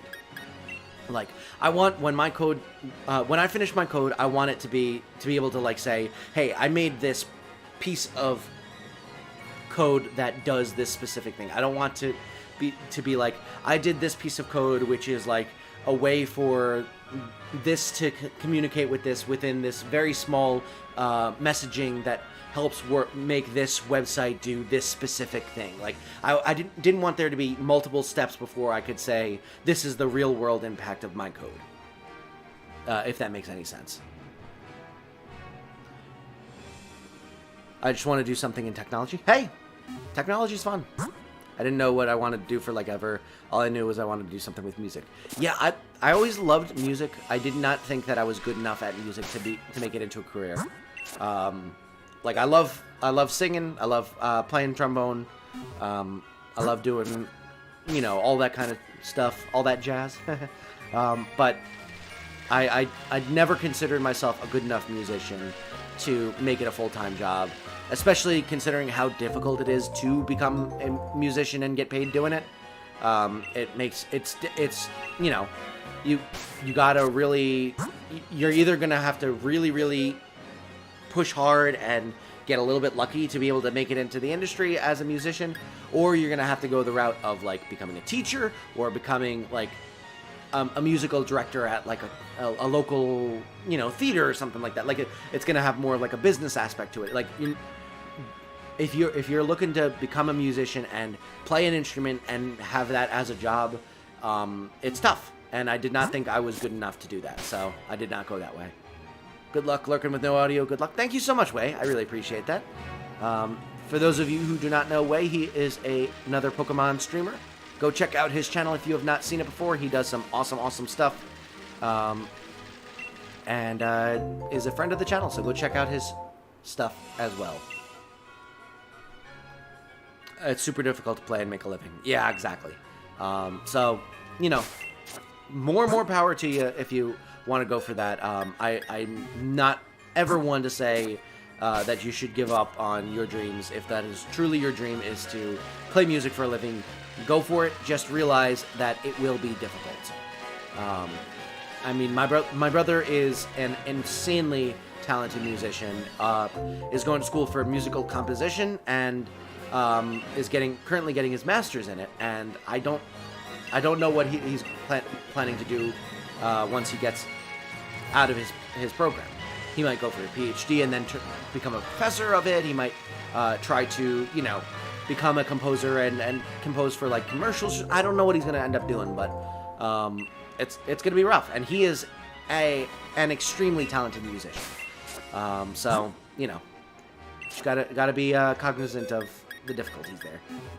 But hey, I'm someone who wants to possibly do YouTube as a full-time career, and that's, you know, something that's not necessarily feasible, and it takes a little bit of a decent amount of luck, and also, you know, it can be difficult to get any traction in as well. So I have no room to say that you should not go for that if you really truly want to do it.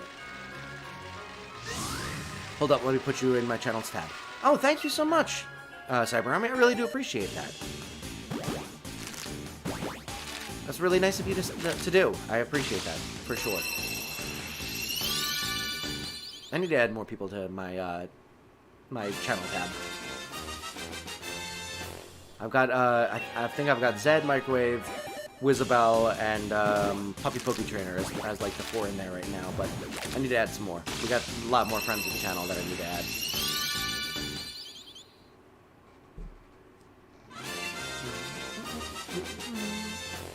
Oh, you know what?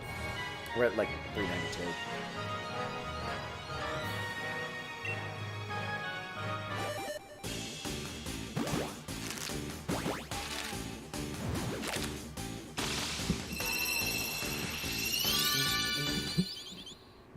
Still no shiny.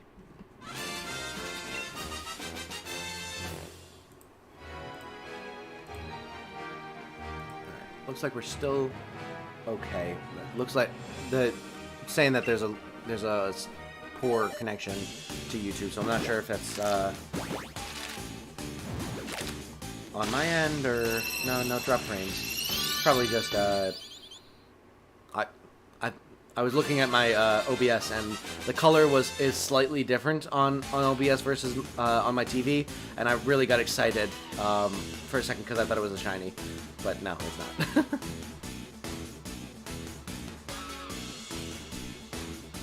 Nicholas, welcome back. What's up? What's up?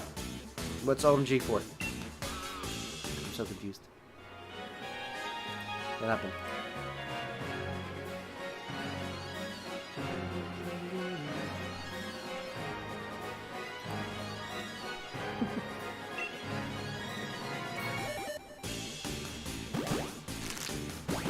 I saw a massive outbreak of Tangrowth and was saying to myself, I do love my green Tangela, so it'd be cool to have a green Tangrowth. Did you get one? That's awesome. Congratulations, Nick. That's great. Shiny hunting is so addicting. It really is. I apologize in advance for your free time because it is fairly addicting to do. I went to the massive outbreak, and out of the 4 that spawned, one of them was green. Nice! Great, that's awesome. Congratulations. Now you got the whole family. Shiny Tangela and Tangrowth are really good shinies too. So, definitely a good set to get. For a second, I was like when you said OMG Ectric, I was like, what did I do? What did I say? Did I do something bad? What happened? Is like the entire stream down? Did my channel get deleted? Like I had like 1,000 different things going through my mind for a second. I was like, it's probably not that not something bad.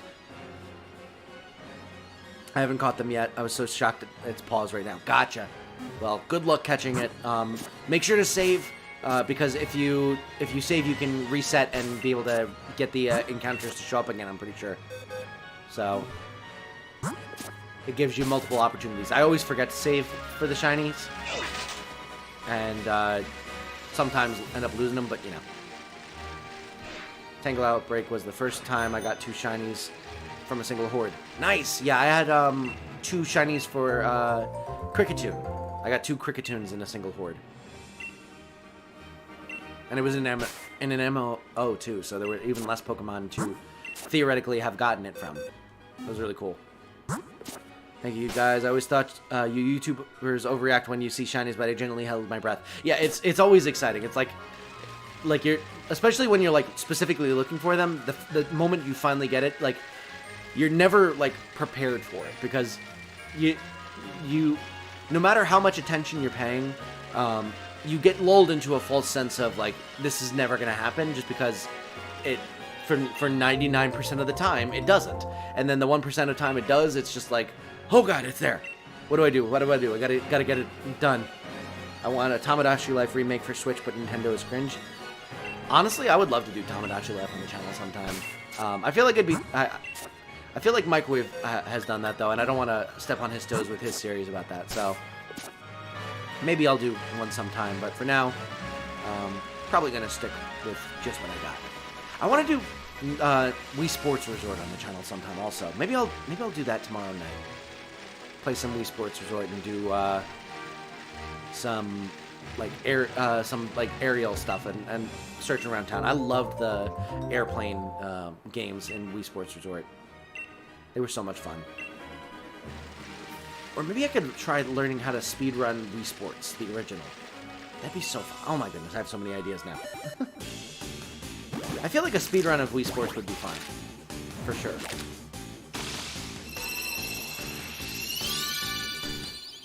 I think it's also not, like, too crowded of a leaderboard, so I theoretically could get a decent ranking just from doing it, period.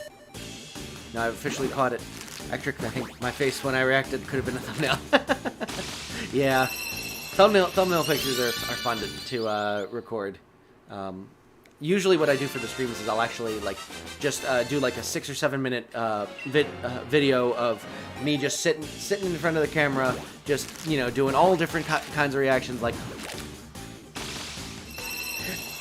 you know, just get all of these different faces and stuff like that, and then I'll go through in my editing software and I'll take screenshots of like every single possible different face that I made during that video, and then I'll just use those photos for months at a time.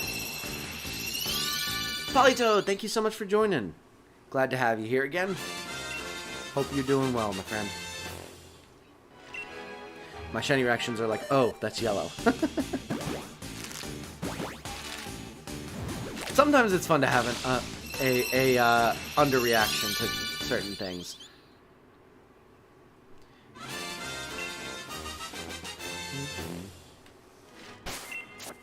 Alright, 3. I love the thumbnails you make. They're a lot of fun to see each time you stream. Yeah, I have fun doing thumbnails. Especially making the logos and stuff. I love drawing the logos for my channel. Like the Masuda Shiny Hunting logo that I made. Or the logo I made for Zed My Race. That one I was really proud of. I loved the, like, Pikachu in a Manectric costume and the Eevee in a Arcanine costume.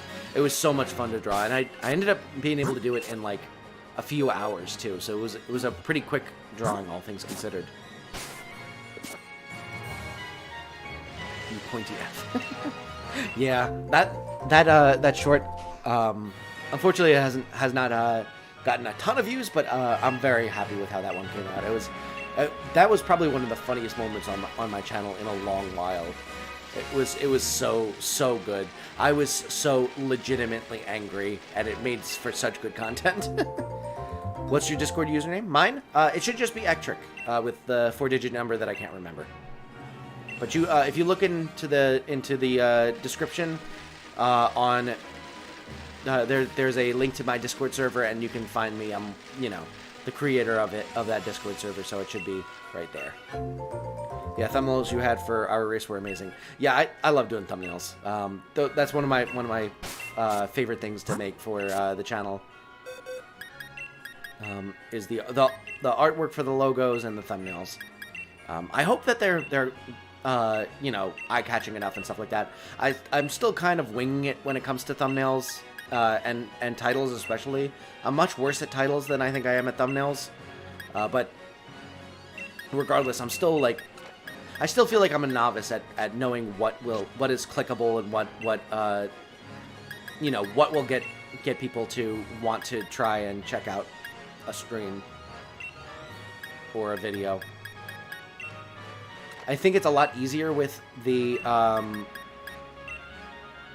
whatchamacallit, the shorts, because you can't. I used to make like specific thumbnails for them, but I found that if you're looking like on mobile and stuff like that, or even on the computer, and you're just like looking at YouTube and you see the short, it doesn't show the thumbnail. It shows just whatever like pre-picked screen grab from the specific short that they default to. So I stopped making the thumbnails for them and just decided, all right, I guess I'll just grab, you pick which one of those three that I like the best that's pre-generated and just do that instead. So that has been my that has been my new strategy for the shorts. So really it's just picking between the three which one I think best fits, and for the most part that's pretty easy. But for the videos and for the streams, coming up, knowing exactly what's going to be clickable is kind of difficult sometimes.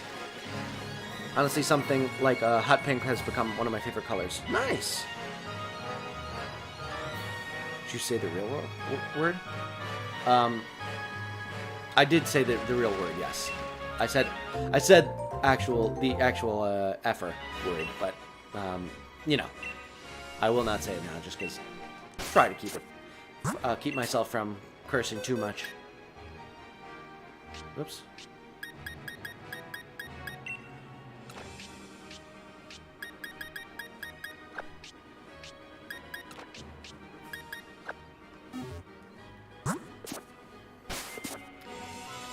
It's absolutely me when I say this, but I don't believe I'd have time to dedicate communicating. My life's so hectic right now, I really have time to even relax. Yeah, Nicholas is a very, very busy guy. He does a bunch of different businesses and stuff. I definitely get that, though. I'm really bad at communicating on Discord and stuff like that. And pretty much any social media aside from YouTube, I'm really bad at, like, getting to keeping up with, like, all of the stuff that I should be trying to communicate with, like responding to Discord messages and stuff like that. I'm really bad about posting on Twitter with any regularity. I'm really just only good at posting to YouTube. I guess this is like a neon red. I like. Nice. Yeah, that's a cool looking color. I like that one as well. Not my favorite, but I like that one.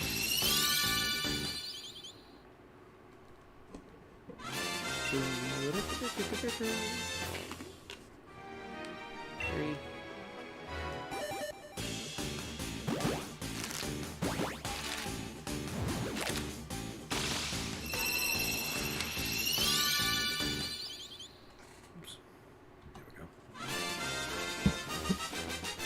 I wish I had some times to relax. I'd love to have at least 2 days where I could have to myself. I mean, Yeah, it is important to give yourself breaks. That's why the weekends are so important. And honestly, I'm an advocate for a 3-day weekend because I think that people need more rest time than they think they do. You can really think that you're being uber productive, and it's possible that you are being somewhat productive if you're like, working 8 hours a day, or like 10 hours a day, or whatever amount of time you're working a day. You need to give yourself breaks, because otherwise you're not being nearly as productive as you would be if you're giving yourself the proper rest and time off to think about other things, and just generally give yourself a little bit more time to do other things. So I am a fan of the 3-day weekend just becoming a thing, which I think it will eventually become a thing. I think it'll be fought tooth and nail by companies and stuff like that for a while until enough places do it, in which case they'll say, oh yes, we're going to give this to you as a benefit because we love you so much, and then it'll become the new norm.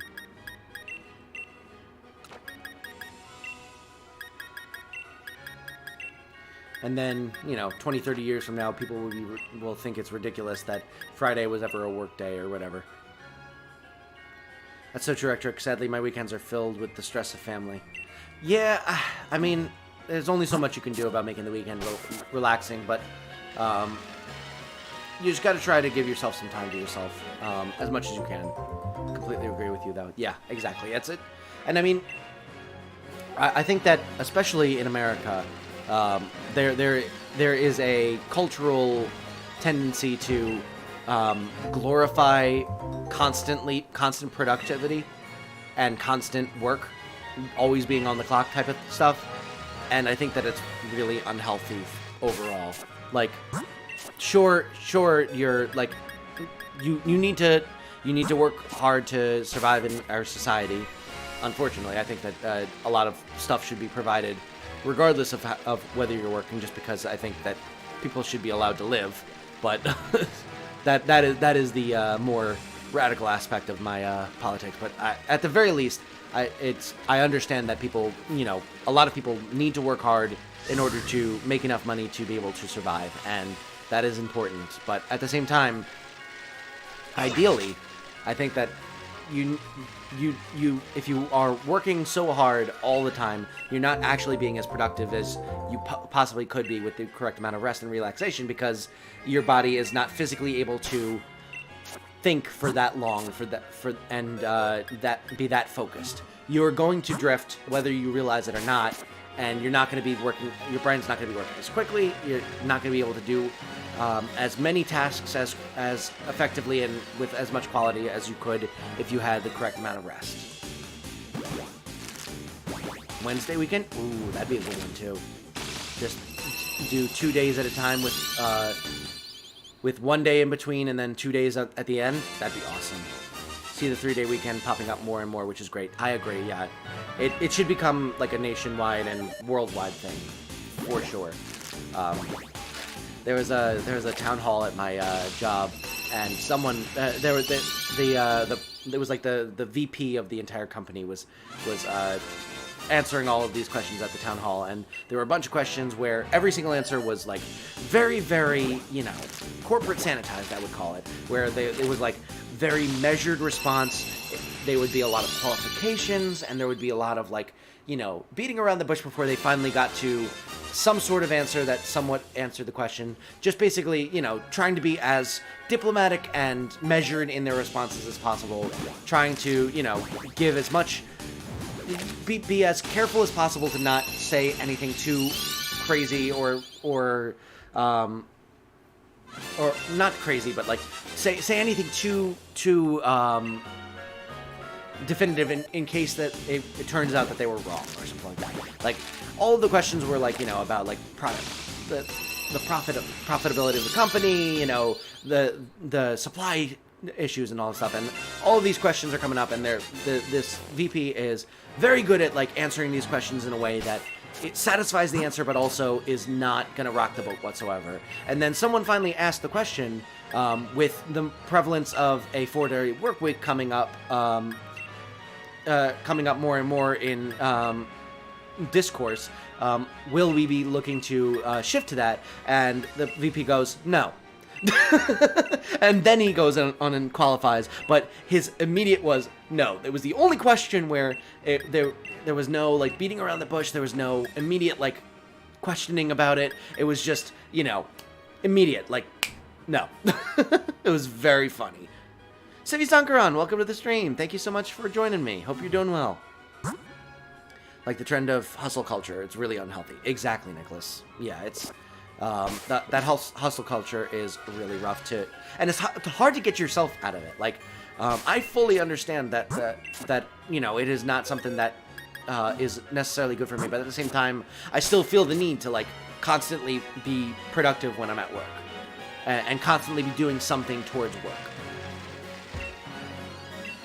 That's crazy, Ectric. Yeah, it was very, very funny. I was I was virtually attending the town hall, so I like my microphone was off and stuff like that, and I literally laughed out loud when I heard it. It was just like, oh my god, that's so funny.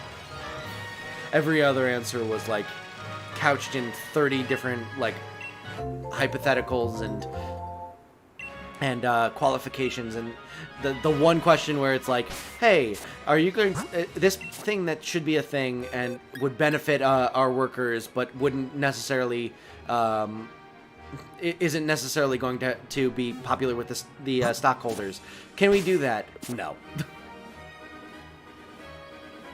Oh well.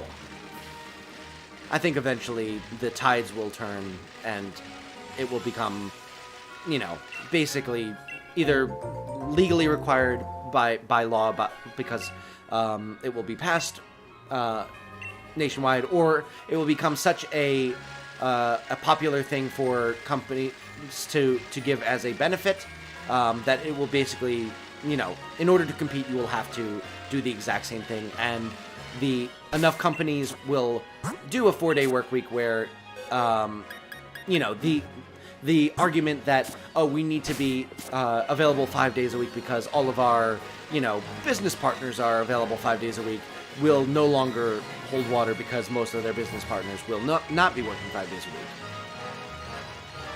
Can you legally ask if they know who Joe is? I don't know what that means, Nathan Daniel, but probably.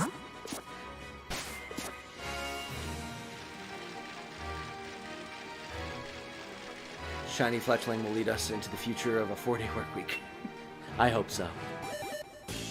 Honestly, between the two, I feel like the Shiny Fletchling will probably come first, but who knows?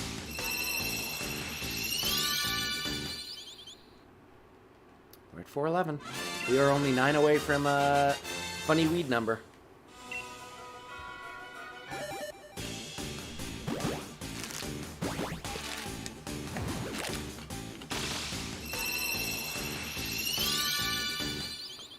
Honestly, when is there going to be a 1-day work week? Like, I think about this. It's about time here, society. Honestly, I think if you've ever seen Star Trek, first of all, highly recommended if you've never watched Star Trek before. I am 100% a Trekkie. I say as I'm wearing a Star Wars shirt, but I do very much love Star Trek, especially Next Generation and Deep Space Nine are my 2 favorite series. But highly recommend watching them, and the society in those shows is basically where all of the basic necessities of life are provided for people, so you don't need to work to live, but people still work because it becomes their passion to work, which I think is the optimal way to live. I think that we are technologically advanced enough, and there are enough people that enjoy doing the basic things that would be necessary to provide enough food for us to live, and to be able to, you know, provide the basic necessities of life. I think that there are enough passionate people who want to be doctors to be able to provide healthcare. I think there's enough people who love the farm life and would be willing to, you know, in concert with greater and greater technology to create food, more and more food with less land and less manpower, you would be able to provide all of the basics and not need to have someone working to obtain those. I think that eventually society will, assuming we don't, blow each other up, or climate change doesn't ruin everything. I think that eventually society will progress to a point where you don't need to work to live. You work on what you're passionate about, whether that be entertaining people on YouTube, or whether that be playing music, or whether that be, building new devices that help people live, or, being a doctor. Whatever your passion is, whatever you are most passionate about, you can work on that. And the saying, if you find a job that you love, you'll never work a day in your life. I think that's true. If you find something that you really truly love to do, even if you're like working at it and you can technically working, it won't be like you're actually working, and you won't have to do it to survive. You will really be passionate, and that's, I think, the optimal way to go about it. Obviously, we are not there yet, politically, societally, and in some aspects technologically. But I think that we could get there, and that I think that is an exciting, hopeful future that I really would love to see in one day. If you need any thumbnail help, I'd be glad to help you. I like to say to myself every day, you can find a way to get better. Yeah, I'm the exact same way. I'm constantly trying to improve my content. Anyways, and yeah, I would love to talk to you about thumbnail, thumbnail strategies and stuff like that, for sure. Big brain energy, Ectric, I love that. Yeah, I'm hopeful for the future. Despite everything, I am hopeful for the future in the long run. In the near future, things can, in some ways, look very bleak. In some ways, are somewhat hopeful. I have faith that eventually we will be able to work towards a better future where people aren't forced to work to live and can just enjoy life and seek and chase happiness rather than chasing the bare necessities. Unless your job fires you, then you will have to work. I mean, in that situation, you would just find a new passion to work on. If you're like, whatever group you were working with doesn't no longer wants to work with you, you'd find someone else to work with or something like that. I don't know. Obviously, it is so vastly different from the way our society is currently structured that it would take a lot of effort to, a lot of effort and a lot of thinking about how specifically to organize it. But at the same time, I think that eventually it will happen. 6 more eggs. Oh, actually 5. Sorry. Forgot to go to full 15. 5 more eggs. I have doubt, bro, which comes first, egg or hen. It's the egg, for sure. It just didn't produce a chicken. Between, the chicken came about, I think, maybe a couple maybe 100 million years ago, and eggs have been around for, hundreds of millions of years, if not a billion years. So, the egg is much higher up on the list of, evolved aspects. So I would say the egg is 100% the correct answer there.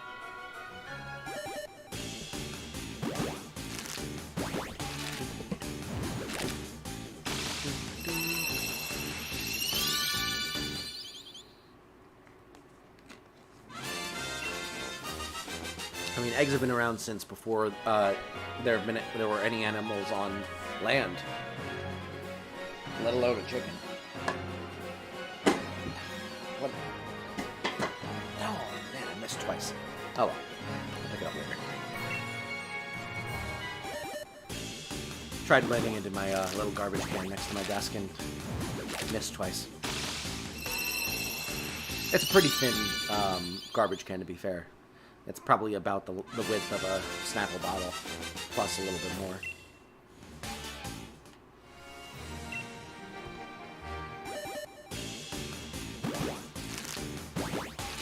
What still I missed? Also, we are 1 like away from our like goal, everyone. Thank you so much for supporting this stream. I really do appreciate it. And I think this is it. Come on. We'll see. 428. There's no way we get it. There's no way. It would be so crazy. Yeah, unfortunately not. Unless this wasn't 420. Yeah, it was 420. Sorry. Unfortunately, no such luck. That would have been so funny. Oh man, I had the ideas all laid out in my mind of exactly what I would do if it was exactly 420 in terms of short, but you know. Oh well.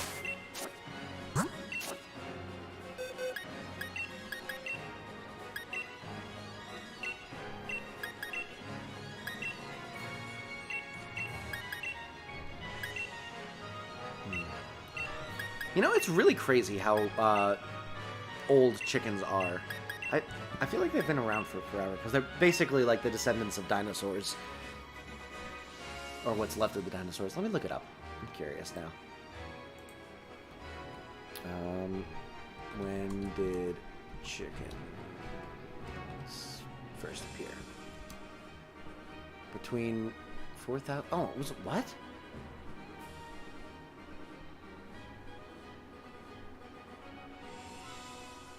Really? Oh, I'm confused. Maybe I'm thinking of the like the overarching like family that chickens are from, because apparently they only appeared like 10,000 at most 10,000 years ago. So my numbers might have been slightly off. Whoops. Never the memorable numbers. I don't know. 428 seems like a nice number. I'll take 428. Stream really froze for 10 seconds. Yeah, unfortunately. We did not get it, Ghost Angel. But yeah, apparently chickens have only been around for 10,000 years, in which case the egg definitely came first, because eggs are definitely older than that. Let me look up specifically how much older. And did eggs first appear? 312 million years ago, yeah. So eggs are slightly older than chickens, apparently. 312 million years versus 10,000. Give or take. Give or take 100 million years.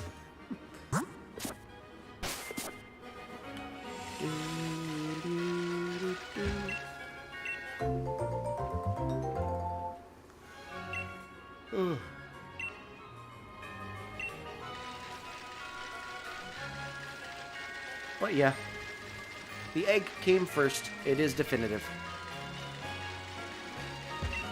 I also saw this clip of Neil deGrasse Tyson talking on a podcast where he was talking about how if you were to shrink down the Earth to the size of a cue ball, it would feel smoother than a cue ball.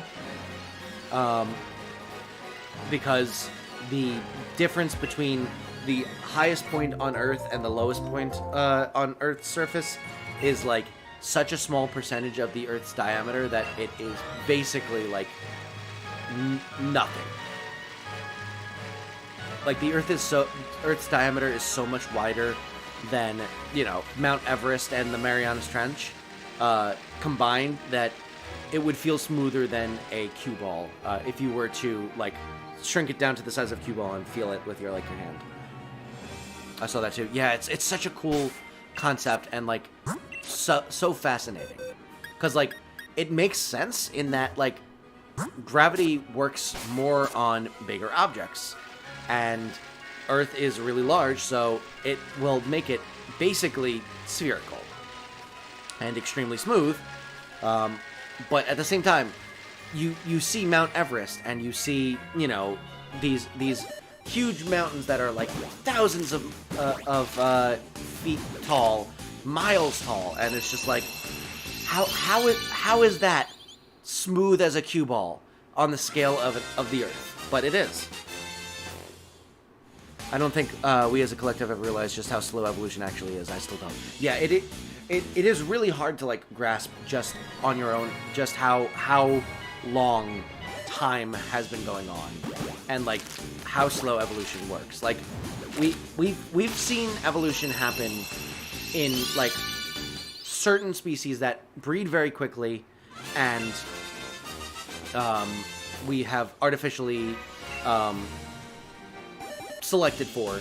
We've seen evolution happen. Like we've seen certain species of fruit flies evolve so much that they no longer can breed with other populations of fruit flies because they've been separated for too long and have grown too genetically different. Like there have been studies that have done that, but at the same time, the idea that you could over time go from amoebas to humans, it boggles the mind. Like it is so hard to grasp how long time is that life has been around and how slow that it works, but yet still does work. I also didn't get to say it before, but I appreciate the support. No problem, Cyber Army. I think you said the lowest point and the highest point are only like 11 miles apart in height. Yes. Which is less than 1% of the diameter of the Earth. By far. No shiny yet? No, unfortunately not, Azalea. We are still shiny-less. That's okay, though. Gives me energy of, like, those really popular YouTubers. Yeah, your thumbnails look really good, Cyber Army. They're top tier, for sure. So far, I'm up to 90 eggs, but hatching them takes time, especially when I get eggs faster than hatching. Yeah, getting the eggs faster than the hatching is a little bit rough, but at the same time, once you get 5, you can just, like, sprint around and not have to worry about it. I'd prefer that over not getting enough eggs before they hatch. I wouldn't recommend talking about evolution to my religious parents. Yeah, it's a shame that is such a controversial topic, because, like, evolution is so thoroughly necessary for all of the, you know, medical, but basically anything to do with biology, in any way, shape, or form.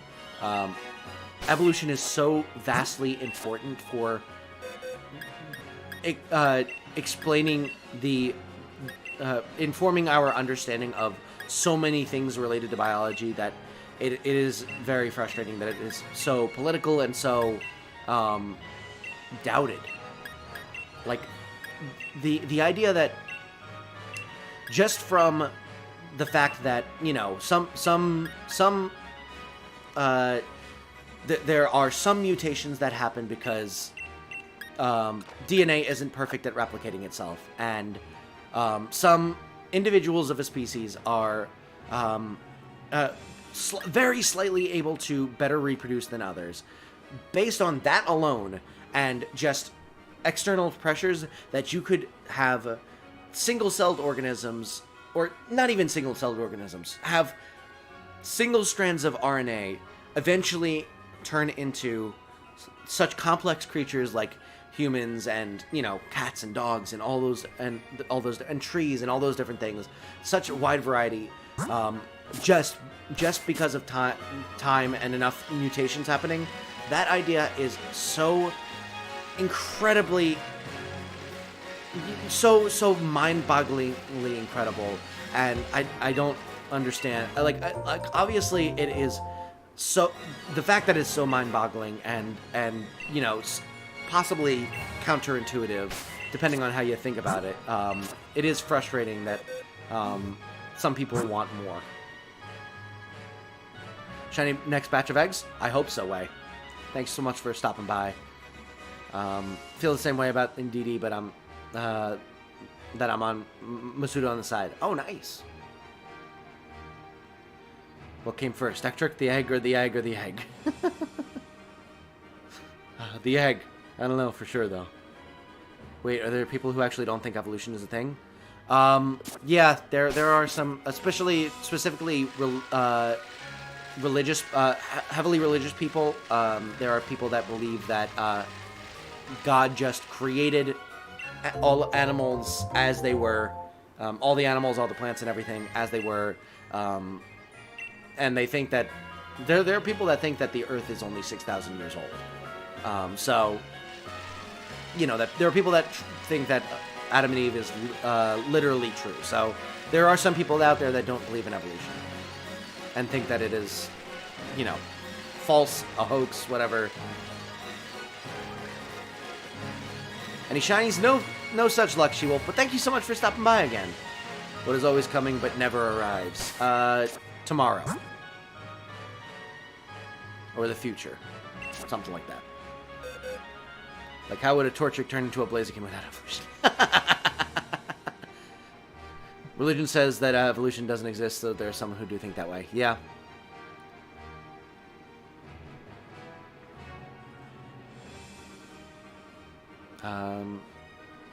Or total dialogue for alligator. Exactly.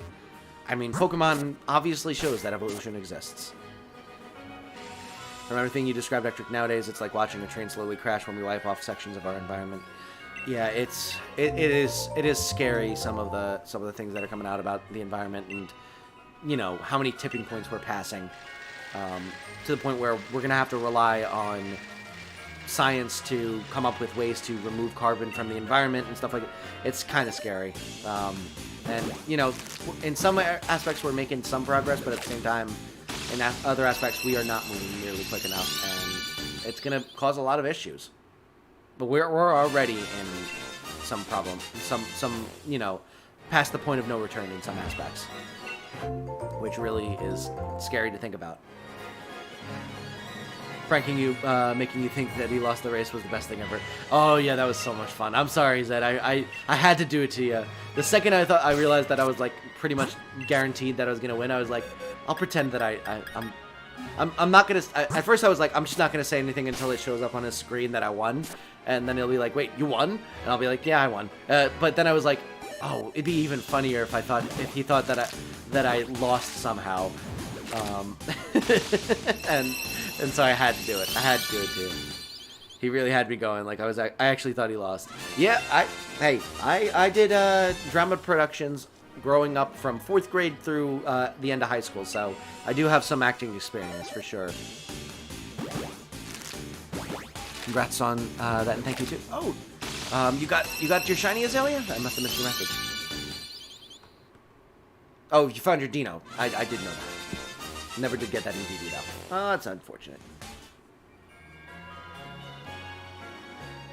I was always fascinated with paleontology because it helps put us as a species into perspective. We're not even close to a blip on the universe. Dinos were here for far longer. Yeah. Also, we always like to think of ourselves as like the pinnacle of evolution, but we're just another stepping stone on the way to the next thing, which is also crazy to think about. So they believe that animals don't evolve to adapt to new environments. Correct. They think that, you know, animals were pre-made to fit to their environments, rather than having gotten that way through natural selection.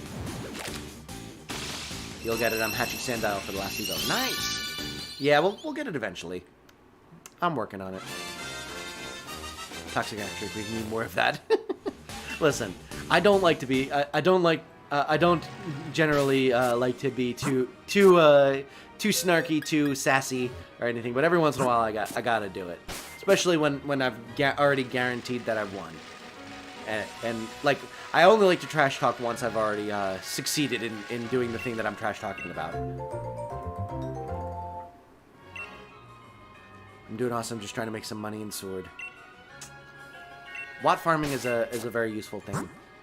Because then you can just buy items to sell. That's what I did, basically. Actually, the animals are just copy and pasted. Pretty much. And then, when the flood happened, they took 2 of each type of animal and then made all of the animals that exist now from those 2 of each. I got over 2 million in Sword. You'll get it quick.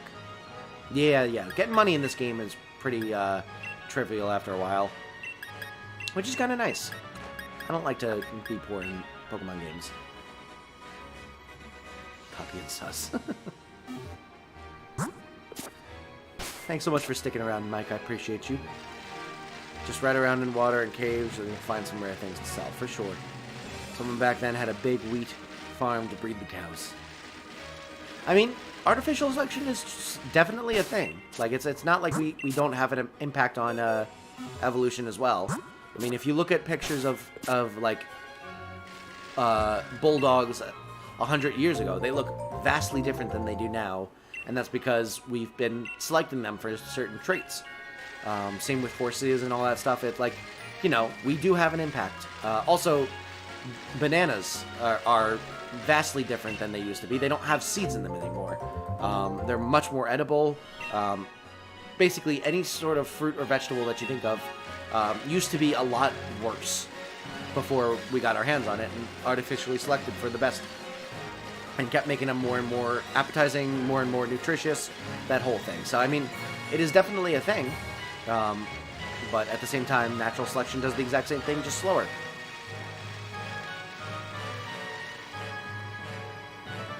I'm fine. Going on my 23rd Sword and Shield Masuda hunt, and probably one, I'm sure, it's going to be long. Nice. Tell 4 letters that are in the same figure. Oh, P, D, B, and Q, technically? Let's hope they had an infinite water source. Yeah. Well, I mean, it was a flood, so. Found a lot of rare bones while hunting Dino. Yeah, for sure. Doing like the digger people, you basically just like farm watts and then spend them all on the dig people, the digging duo or whatever they're called. Found a lot of, that's a good idea. Right now I'm literally just fighting League over and over. That works too. It's probably slower, but it works. Watermelons back in the 1600s. Those paintings give me trypophobia. Yeah, it's crazy how much we've changed those types of things. Love for commercials for basic stuff like fruits. Try the new and improved banana. Well, it's a funny story. Actually, the reason that like banana flavored candies don't actually taste like bananas is because they're based on an old banana that went extinct. Like an old type of banana that went extinct. So that flavor is actually based on a type of banana that we've never had before because it went extinct. So, it's very fascinating stuff. Correct, bro. BD, PQ. Yes, sir. I hate those letters. Listen, Q can go jump off a cliff, but I'm fine with P, B, and D. Personally. I only fight the Pokemon League to show off my shiny. Yeah, because then you can get that with like the open title screen, right?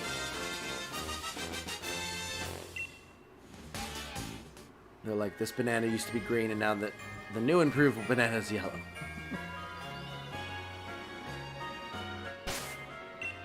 Which food you couldn't, like, bro?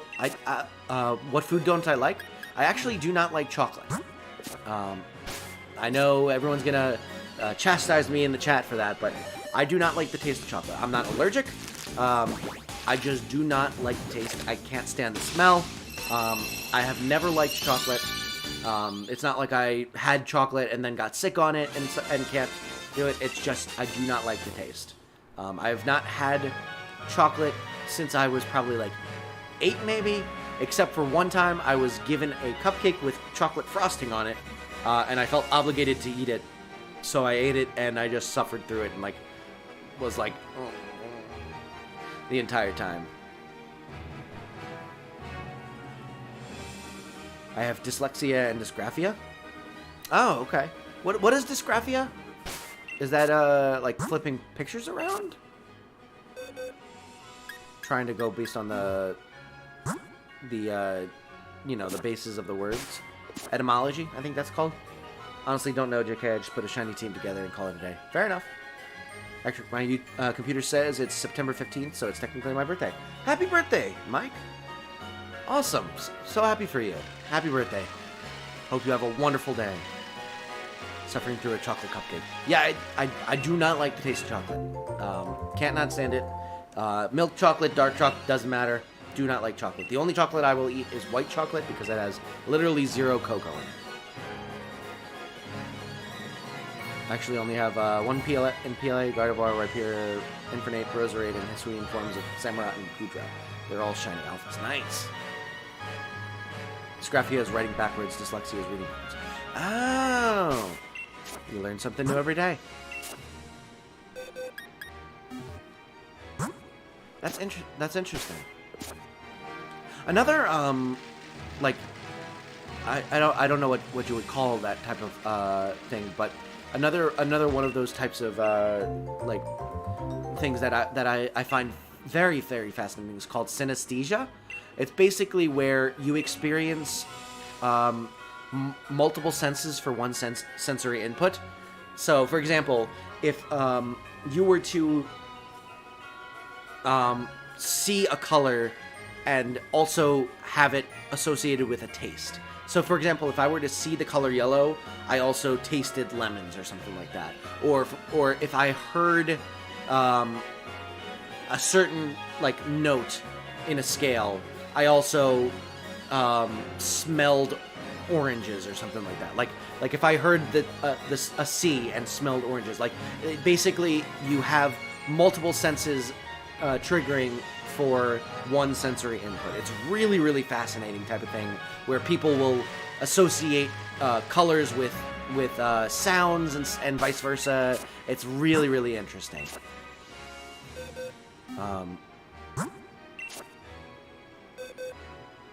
Writing backwards, holy cow. Yeah, seriously. I honestly can't stand the taste of caramel.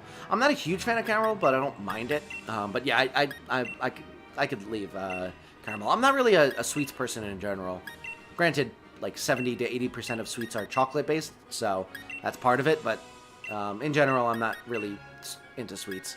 I have some that I like, but for the most part, I try to stay away.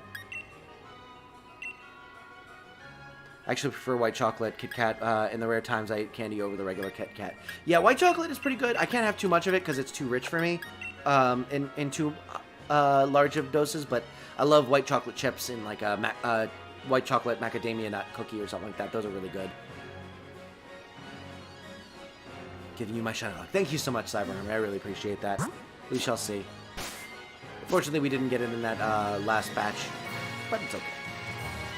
I hate it so much I got bullied in school for misspelling dog. Yeah, that's a shame. I mean, kids can be really, really mean and not even realize they're being mean. It sucks, but you know, I hope that it's at least gotten better. And I can imagine it would be rough to have that, but at the same time, you know, I know there are a lot of like really successful, famous people that have had dyslexia specifically. I don't know about dysgraphia as well, but you know, you can definitely work through it. Haven't caught a new one, but I'm nearly 2 boxes full of Shalfas. Last one was 2 weeks ago. Growlithe. Nice. I scratched that. Let's say I got 2 Shalfa Staravia. Nice. Didn't evolve it like I did the first one. Gotcha. I'm surprised you aren't burnt out in PLA. Yeah, definitely. I feel like I like to shift between different games just to give myself a break from each one. Yeah, I get my own shiny Alpha Lucario, I probably will be. Fair enough.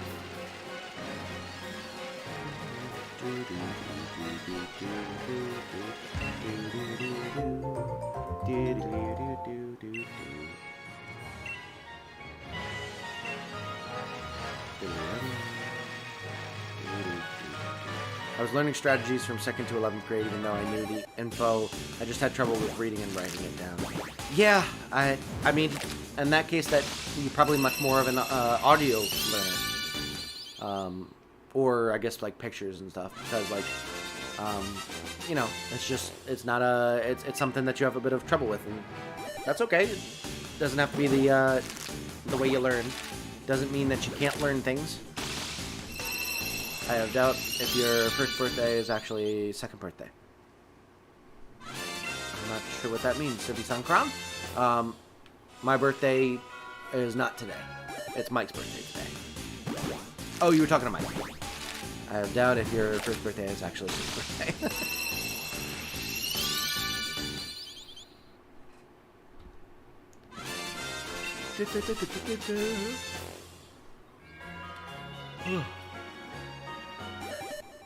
Probably go to 450 eggs, I think, and then call it a stream. It's almost... Actually, it's only 12:30. I can go for another, like, half an hour. Maybe we'll get, like, 475. I don't know. I'm gonna go since it's late for me. See you next stream. Alright, Mike, have a great night. Thank you so much for stopping by and hanging out with me. I appreciate it. Hope to see you again sometime soon.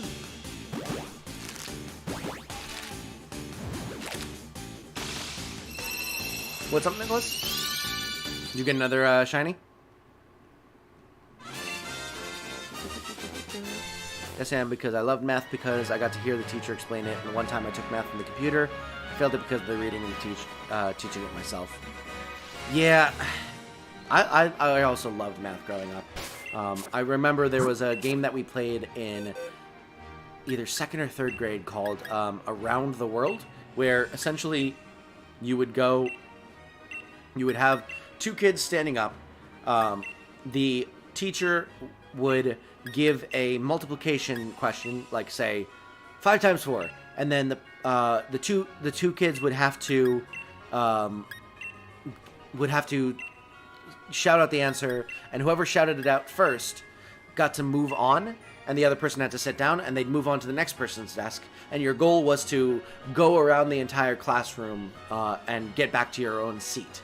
I got so good at that game that I was able to go around the world more than once, which was pretty fun. I always loved that game growing up. I also was in math club in middle school, and we played a game called Krypton, where they give you 6 numbers. They give you the first 5 where you have to do any sort of math, like addition, multiplication, subtraction, or division. You have to do some sort of math operation on those 5 numbers to get to the 6th number. I got so good at that game that they actually had to change the rules in the math club, where they would give the first 4 numbers and then give the last number and the number you had to get to at once, because I was able to do the calculations in my head and get the answer immediately as soon as they showed the 6th number. So I basically had a rule implemented because I got so good at doing the math in my head.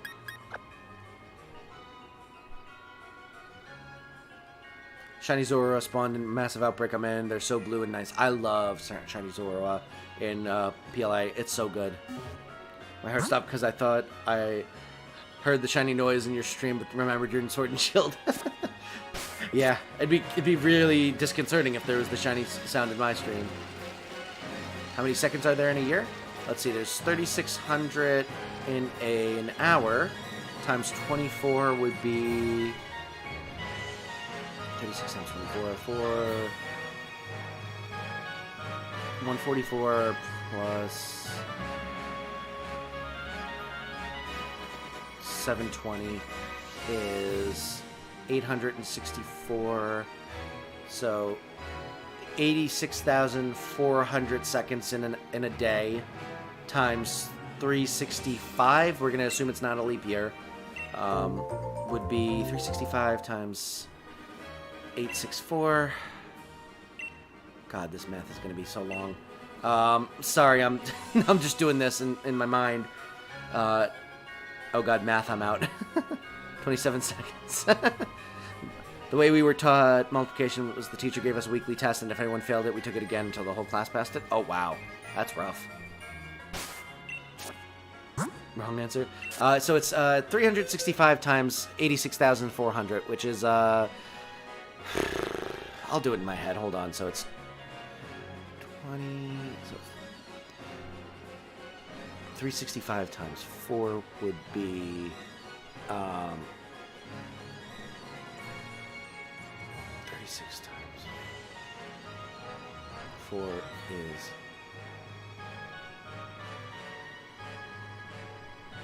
12 plus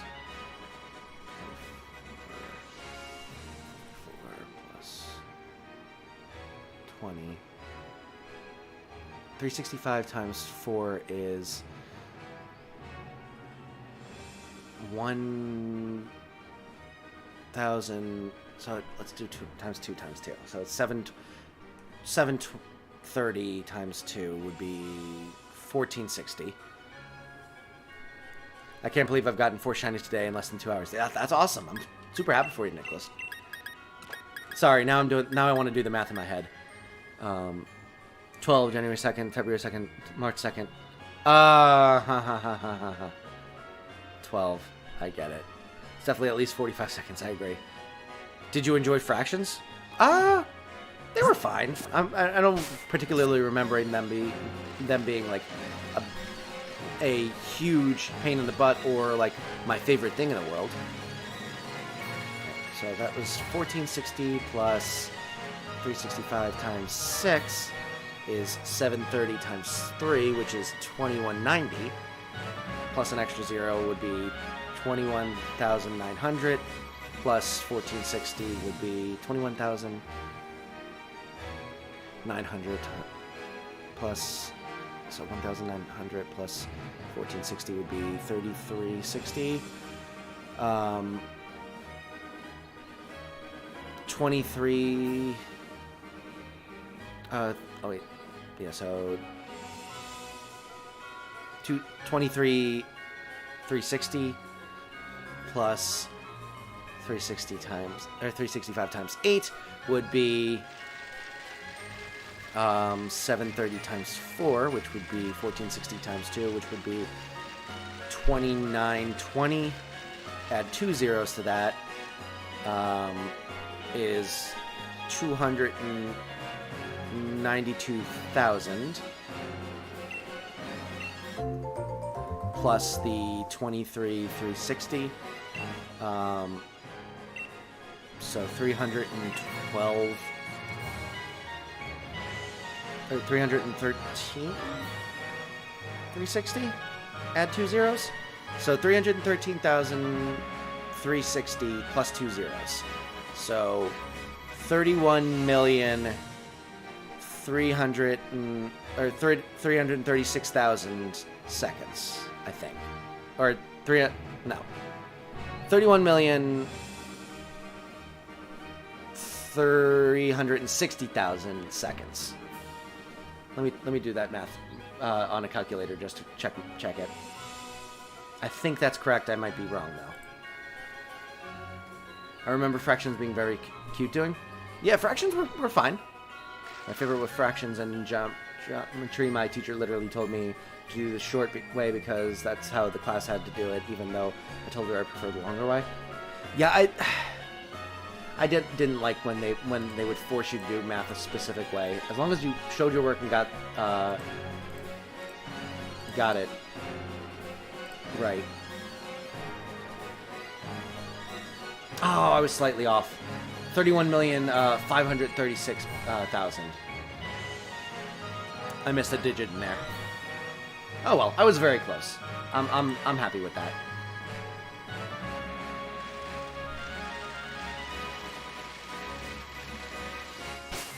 But yeah, I always disliked when they forced you to do it a specific way, because like as long as you're showing your work and you understand it, looking back, I get why they would force you to look at it a certain different ways and practice doing it different ways, because being able to understand how to do a certain math problem multiple ways better helps you understand the like theory behind it, and it's not just straight memorization. But at the same time, it's also like really frustrating because like if you know how to do it a certain way and you understand the math behind it, just being forced to do it a bulkier, less intuitive way is also really frustrating. My old coworker told me about the new math that his kid was being taught, and it's so convoluted and weird. Yeah, I'm pretty sure a lot of that new math is essentially them trying to teach it different ways to better exemplify the theory behind why this works the way it does, rather than just getting you the right answer in and of itself. But it can be very frustrating to try and do, especially if you're trying to help, a kid do it and you were taught the old math way. It's probably very frustrating. I can imagine it being that way. I didn't really like my geometry teacher for another reason. My geometry teacher got fired for having a relationship with a senior, so that was fun. Literally got fired for having an inappropriate relationship with a student. So yeah, I actually had 3 geometry teachers. Ironically, that teacher was the best actual math teacher of the 3 that I had, but we had him until right around Christmas time when he went on vacation and then just never came back because he was fired because he had an inappropriate relationship with a student. And then after that, there was an interim teacher who was pretty good, but she was very strict. And then the 3rd teacher we had was sort of strict, but also not good. So, like, just the worst of all worlds. So that was, yeah, I had multiple geometry teachers.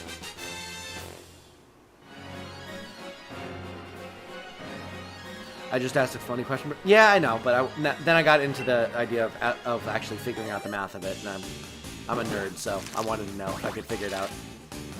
I got decent math year round, so I'm definitely not smart at math. I'm good at arithmetic. Math, not so much. Well, honors geometry. Yeah, I was in all honors classes. I was a nerd for sure.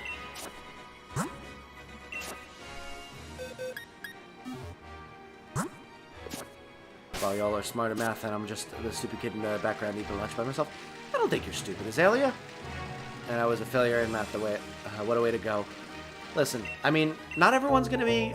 It's not gonna be intuitive to everyone, and not everyone, you know, is able to learn it the specific way that schools teach it. It doesn't necessarily mean that you're bad at math, and even if you are bad at math, it doesn't mean that you're stupid in general. It just means that that's not your strength. Everyone has their strengths and everyone has their weaknesses, and some people have their strengths in non-academic areas. Like, there are people that are extremely bad, or not even extremely bad, but cannot for the life of them grasp academic topics easily. It is like pulling teeth to be able to learn specific academic topics, but they could be the most intuitively social person in the world, and that's a type of an intelligence. Or they could be really, really good at reading people's emotions. There are other ways to be extremely smart that aren't necessarily measurable in a typical school setting. And sometimes they aren't, you know, appreciated by society at large. And you just got to realize that, you know, everyone is going to have something that they're really good at, and there's going to be something that they're really bad at, and you just gotta, you know, work to cover your weaknesses and accentuate your strengths. Kind of cheated my last year of high school since it was remote. Yeah, it's remote classes. I only had 1 semester of them in grad school. It was rough. Well, half a semester. It was definitely rough though. What belongs to you but gets used by everyone else more than you? Your name. I overheard my geometry teacher telling my mom she was shocked of how smart and good I was in her class, knowing I was in learning strategies. Did we hit our like goal? We hit our like goal! Thank you so much, everyone. Welcome to the stream, Jacob. Thank you for posting the new like goal. We are going to try and get to like goal of 35. Not sure we'll hit it because we're not going to be going for too much longer, but I appreciate you hopping in on this stream and giving us a new goal to work towards. Correct, yes. I'm actually not awful at riddles for the most part. I somehow understand. Yeah, it happens. Sometimes things just click for you, for sure. It's always a good feeling when that happens. Remote classes were tough, but since it was all Zoom, no one could actually see the math calculator website I used to get all the answers for tests. I mean, if you're using a math calculator, like, if you're using a regular calculator, you still need to know what to plug in. So, I mean, unless you're using, like, Wolfram Alpha, in which case, yeah, that is kind of just cheating, straight cheating, but I feel like being able to know what to plug in the calculator is just as important as actually being able to write it out by hand. Like, especially because calculators take literally what you type in as the gospel and just spit out the answer. So if you were to type in the wrong thing or type it in the wrong way, you could get the wrong answer. So you still need to know what you're doing, even if you're using your calculator. All of my engineering classes, they allowed you to have a calculator.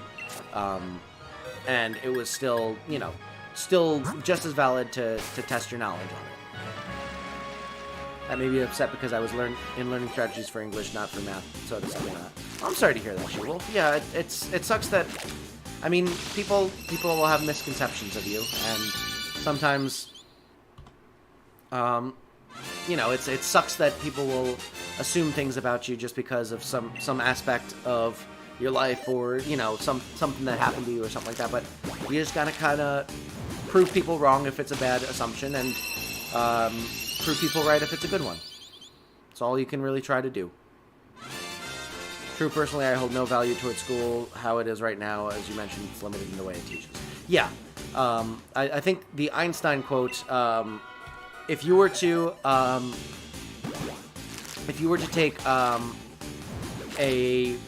fish, a fish, a monkey, and a dog, and have all of them grade all of them solely on how well they can climb trees, the fish would spend its entire life thinking it was a complete and utter moron. But, you know, fish are extremely good at swimming as compared to dogs and monkeys, and, you know, dogs are really good at running fast along the ground. It's all about what you're grading on.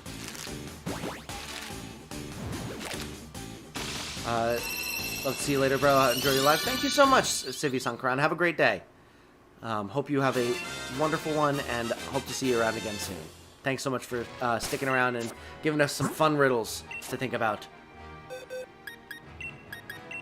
Alright. Unfortunately, we are still no shiny 450 eggs in.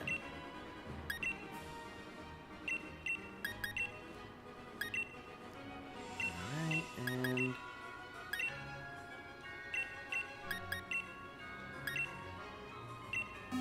Whoops. Yeah, nope, no shinies, unfortunately, still. Cyber Armor, that's okay. We're still gonna go... We'll go for another 10 minutes, so maybe we'll do another, like, 5 or 10 eggs. I just hate it that I was judged for my English because I love math so much. Yeah, it can be very discouraging, especially when, like, it's someone you respect doing that kind of stuff, or, like a topic that you think you're good at, and like, people doubt you on it anyway. It can be very discouraging. You just kind of have to do your best to let it roll off of you and just keep pushing forward, and just use, if anything, use it as motivation to keep proving people wrong. We've got to condition those kiddos at a young age to be great workers, though, sacrificing 40-plus years of their life at an unfulfilling job. I mean, you're joking, but it's really true. They want you just smart enough to run the machines, but not smart enough to realize that you should be getting all the money because you're the one running the machines. Oops, did I say 428 eggs? I totally meant 457. Well, I still hope you're correct. I feel you, She-Wolf. I used to get judged at schools and things too. Yeah, it's a shame. I have to say my algebra teacher was my favorite. She believed in me and saw how smart I was, and even told me to do honors geometry. Yeah, that's awesome. It's always great when you find that teacher that knows how to teach you, is really passionate about making sure that you understand, and is willing to encourage you to be the best student you can be. Those types of teachers are the ones that you remember for the rest of your life and have the biggest impact and deserve to make billions and millions of dollars because they are so freaking important to society as a whole. It's just what people do daily. Yeah, it's a shame. People are judgmental. And, you know, all you can do is try not to be one of those people, and do your best to let the criticisms roll off you, and use them as motivation to just, you know, Be the best person you can be. Never just leave you alone. Yeah. Alright, let's see. 455, huh? Perfect. 451. Not a Snapple. We definitely have to end off soon. I'm getting thirsty. Your guys' perspective on school is so crazy in a good way, of course. How come you guys like school? I'm genuinely curious. I don't know. I think I'm just a naturally pretty curious person, and I really enjoy, like, I really enjoy stories.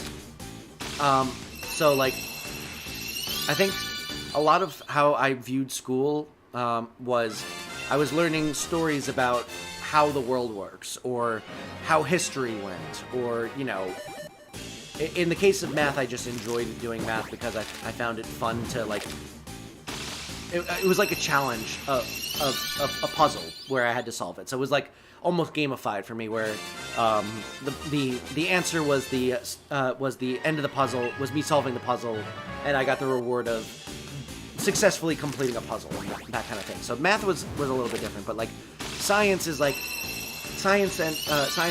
the was like a story about how the world works and figuring it out and how people figured it out.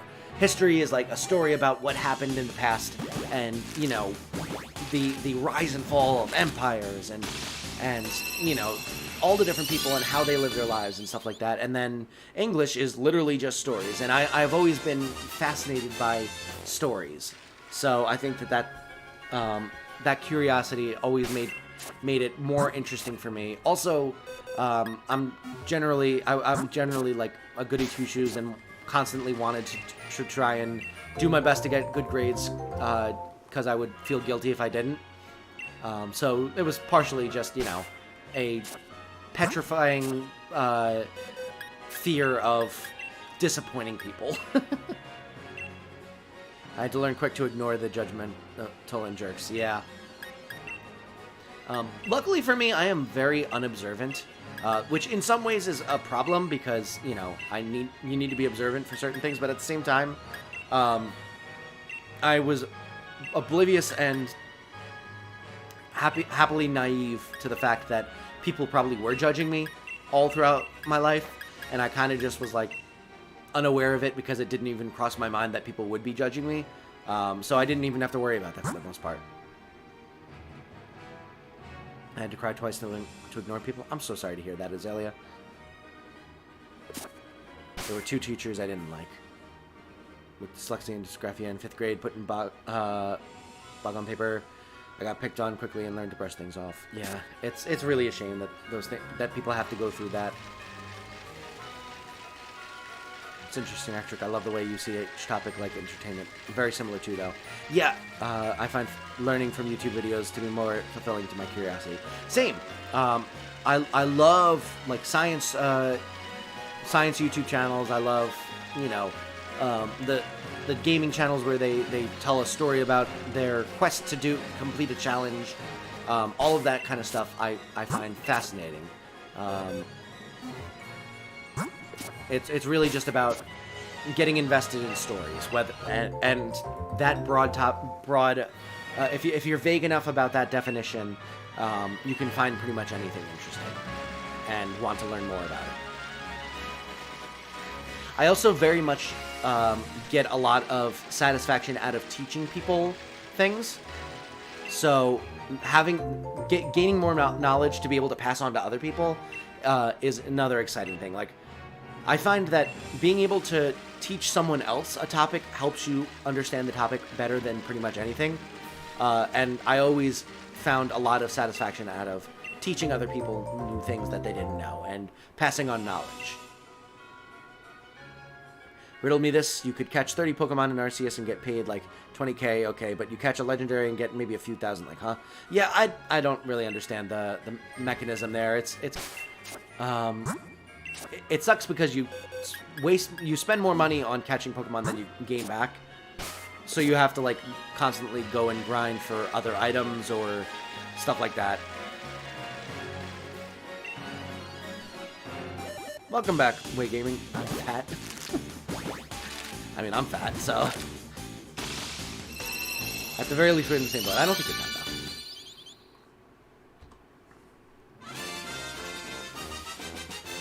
At least you weren't fat-shamed, She-Wolf. Yeah,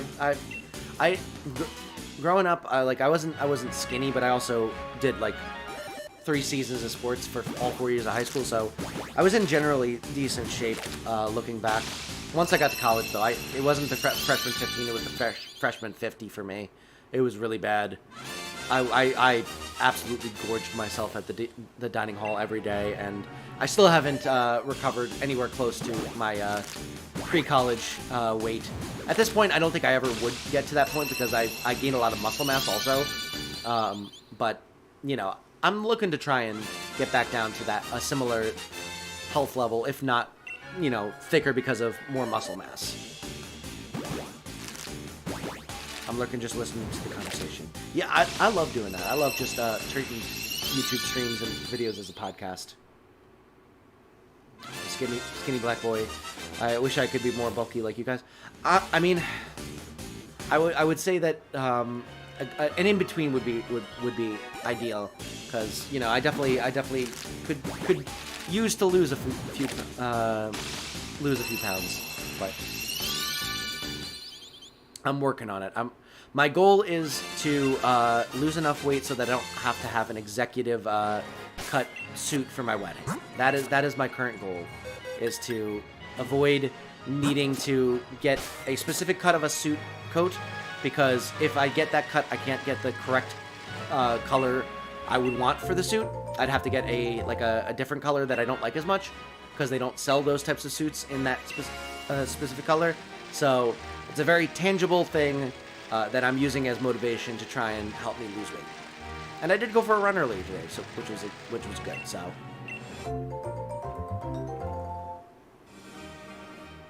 Azalea, that's not true. I know that it feels that way, and I definitely understand that feeling where you can pick out every single minor flaw you see in yourself, and you know, hyper focus on it, but at the same time, I can guarantee you that people don't see you the same way that you see you. I was over 170 pounds and only 5'2". I'm chubby, getting on the fat side. Yeah, I'm maybe like 280 or 290, and I'm 5'9", so definitely need to lose some weight, but I'm working on it. Just sat there drinking chalky milk. Get over his loss to you, Ectric. Yeah, just caught up in his feelings. Forgot how much I like. Yeah, I haven't weighed myself in a while, and it's probably better for my mental health that I don't. Chalky milk sounds good though. Yeah, I mean honestly, I would like to have a glass of milk right about now. It's not about the looks for weight. It's about how you treat people and love in your heart. Exactly. And also, you know, the specific number is not important. All that's important is whether you feel healthy or not. Like, you know, even if you're a little bit on the heavier side, as long as you're healthy, that's all that matters. Alright, this will be the last set, I think. And then we'll call it a night. We'll get to 465. I don't know why that number specifically, but we might as well, right? I have an extra weight. If having extra weight does affect our mental health too, we can always change it. Exactly. And it's not easy. It's really not easy, because it's unlike any other sort of like addiction or thing where you know, if you overindulge, unfortunately you can't just quit cold turkey, because you still need to eat. So it's kind of like telling an alcoholic, okay, you're not allowed to drink too much alcohol anymore, but you do still need to drink a certain amount of alcohol every day. It makes it so much harder to get over that sort of, you know, addiction. Or that mindset, whatever you want to call it. And dairy. I also always defend you no matter what others say. I was happy you never did have any friends, though. Well, you got us. That's all that matters. If nothing else, you've got us. And I think this community is a very friendly place, so I think that you have some friends in us, if nothing else. But I just realized I have a pack of 6 pancakes at me. Oh, nice. Pancakes are tasty. I'd like to have some pancakes at some point. I think after the stream I'm going to have a couple of hard-boiled eggs to tide me over because I am pretty hungry right now. And then I'm going to go to bed. It'll be a good time.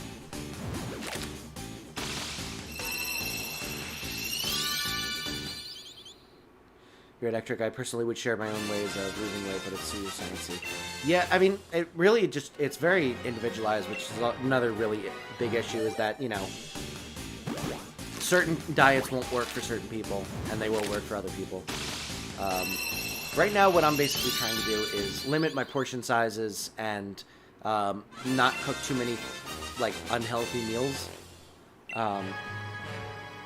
And just basically try to generally keep my calorie count low, because, you know, it's calories in versus calories out, is the basic premise of it. Obviously, vitamins and minerals and all that stuff are also important, but at the very baseline of it, it's, are you taking in more calories than you're expending in energy?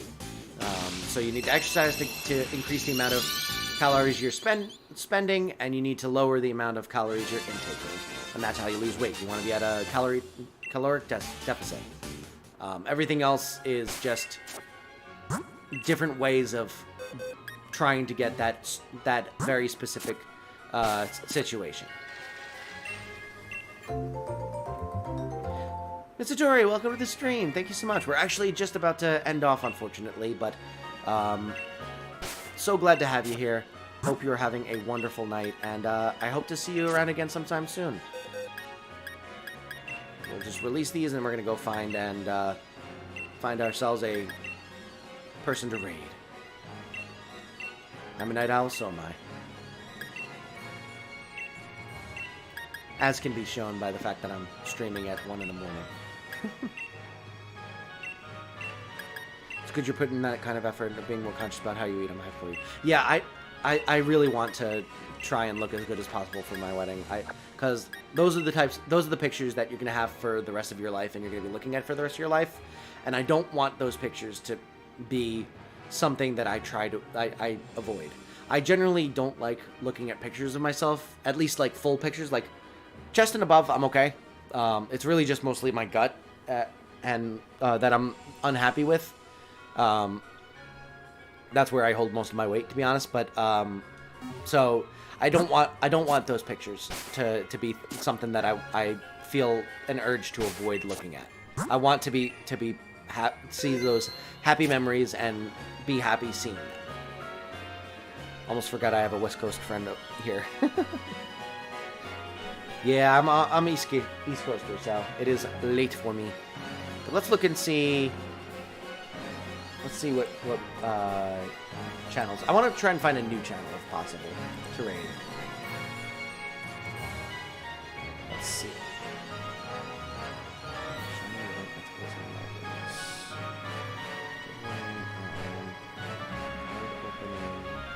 That's me. Hey, I'm the 5th one down. It might just be because it's my channel, but still.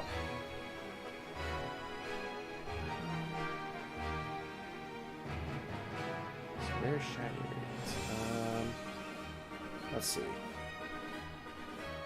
I need to eat better, but I'm lazy. Yeah, I definitely work on it. Nick McNack, thank you so much for subscribing. I really do appreciate that. Glad to have you here. Hope to see you around again sometime soon. And have had a wonderful time chatting with you tonight, so thank you so much. In school, I was always sad and kind of starved myself, so I'd rather be on the chubby side than skinny. Yeah, that's the other end of the coin. I've never really had that issue personally, but it is just as big of an issue, for sure. Let's see. This is like...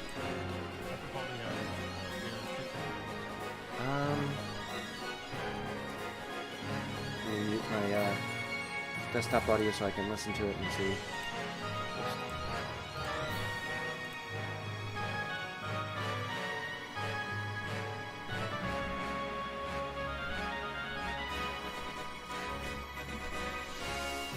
Sure, why not? We'll go raid this person. Philip, or Fipsy Mon is doing some shiny Entei hunting with viewers. So let's go and check out their stream, and we're gonna go raid them. Had no idea there was a bot for subscribe notifications. I looked away from my screen and heard you say my name. It surprised me. Yeah, I have it set up so that it notifies me when people subscribe. But we're gonna go raid Fipsymon with a hashtag Ectric raid. Let's go pass on the love. This is my first time checking out their channel, so let's go give them a good impression of the community and check it out. But thank you so much for joining me, everyone. I really appreciate it. I have absolutely loved having you here. It's been so much fun. We still haven't gotten a shiny after 465 eggs, unfortunately, but you know, we'll get it eventually.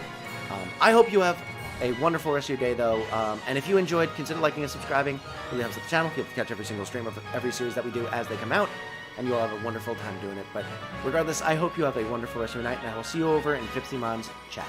Have a great night.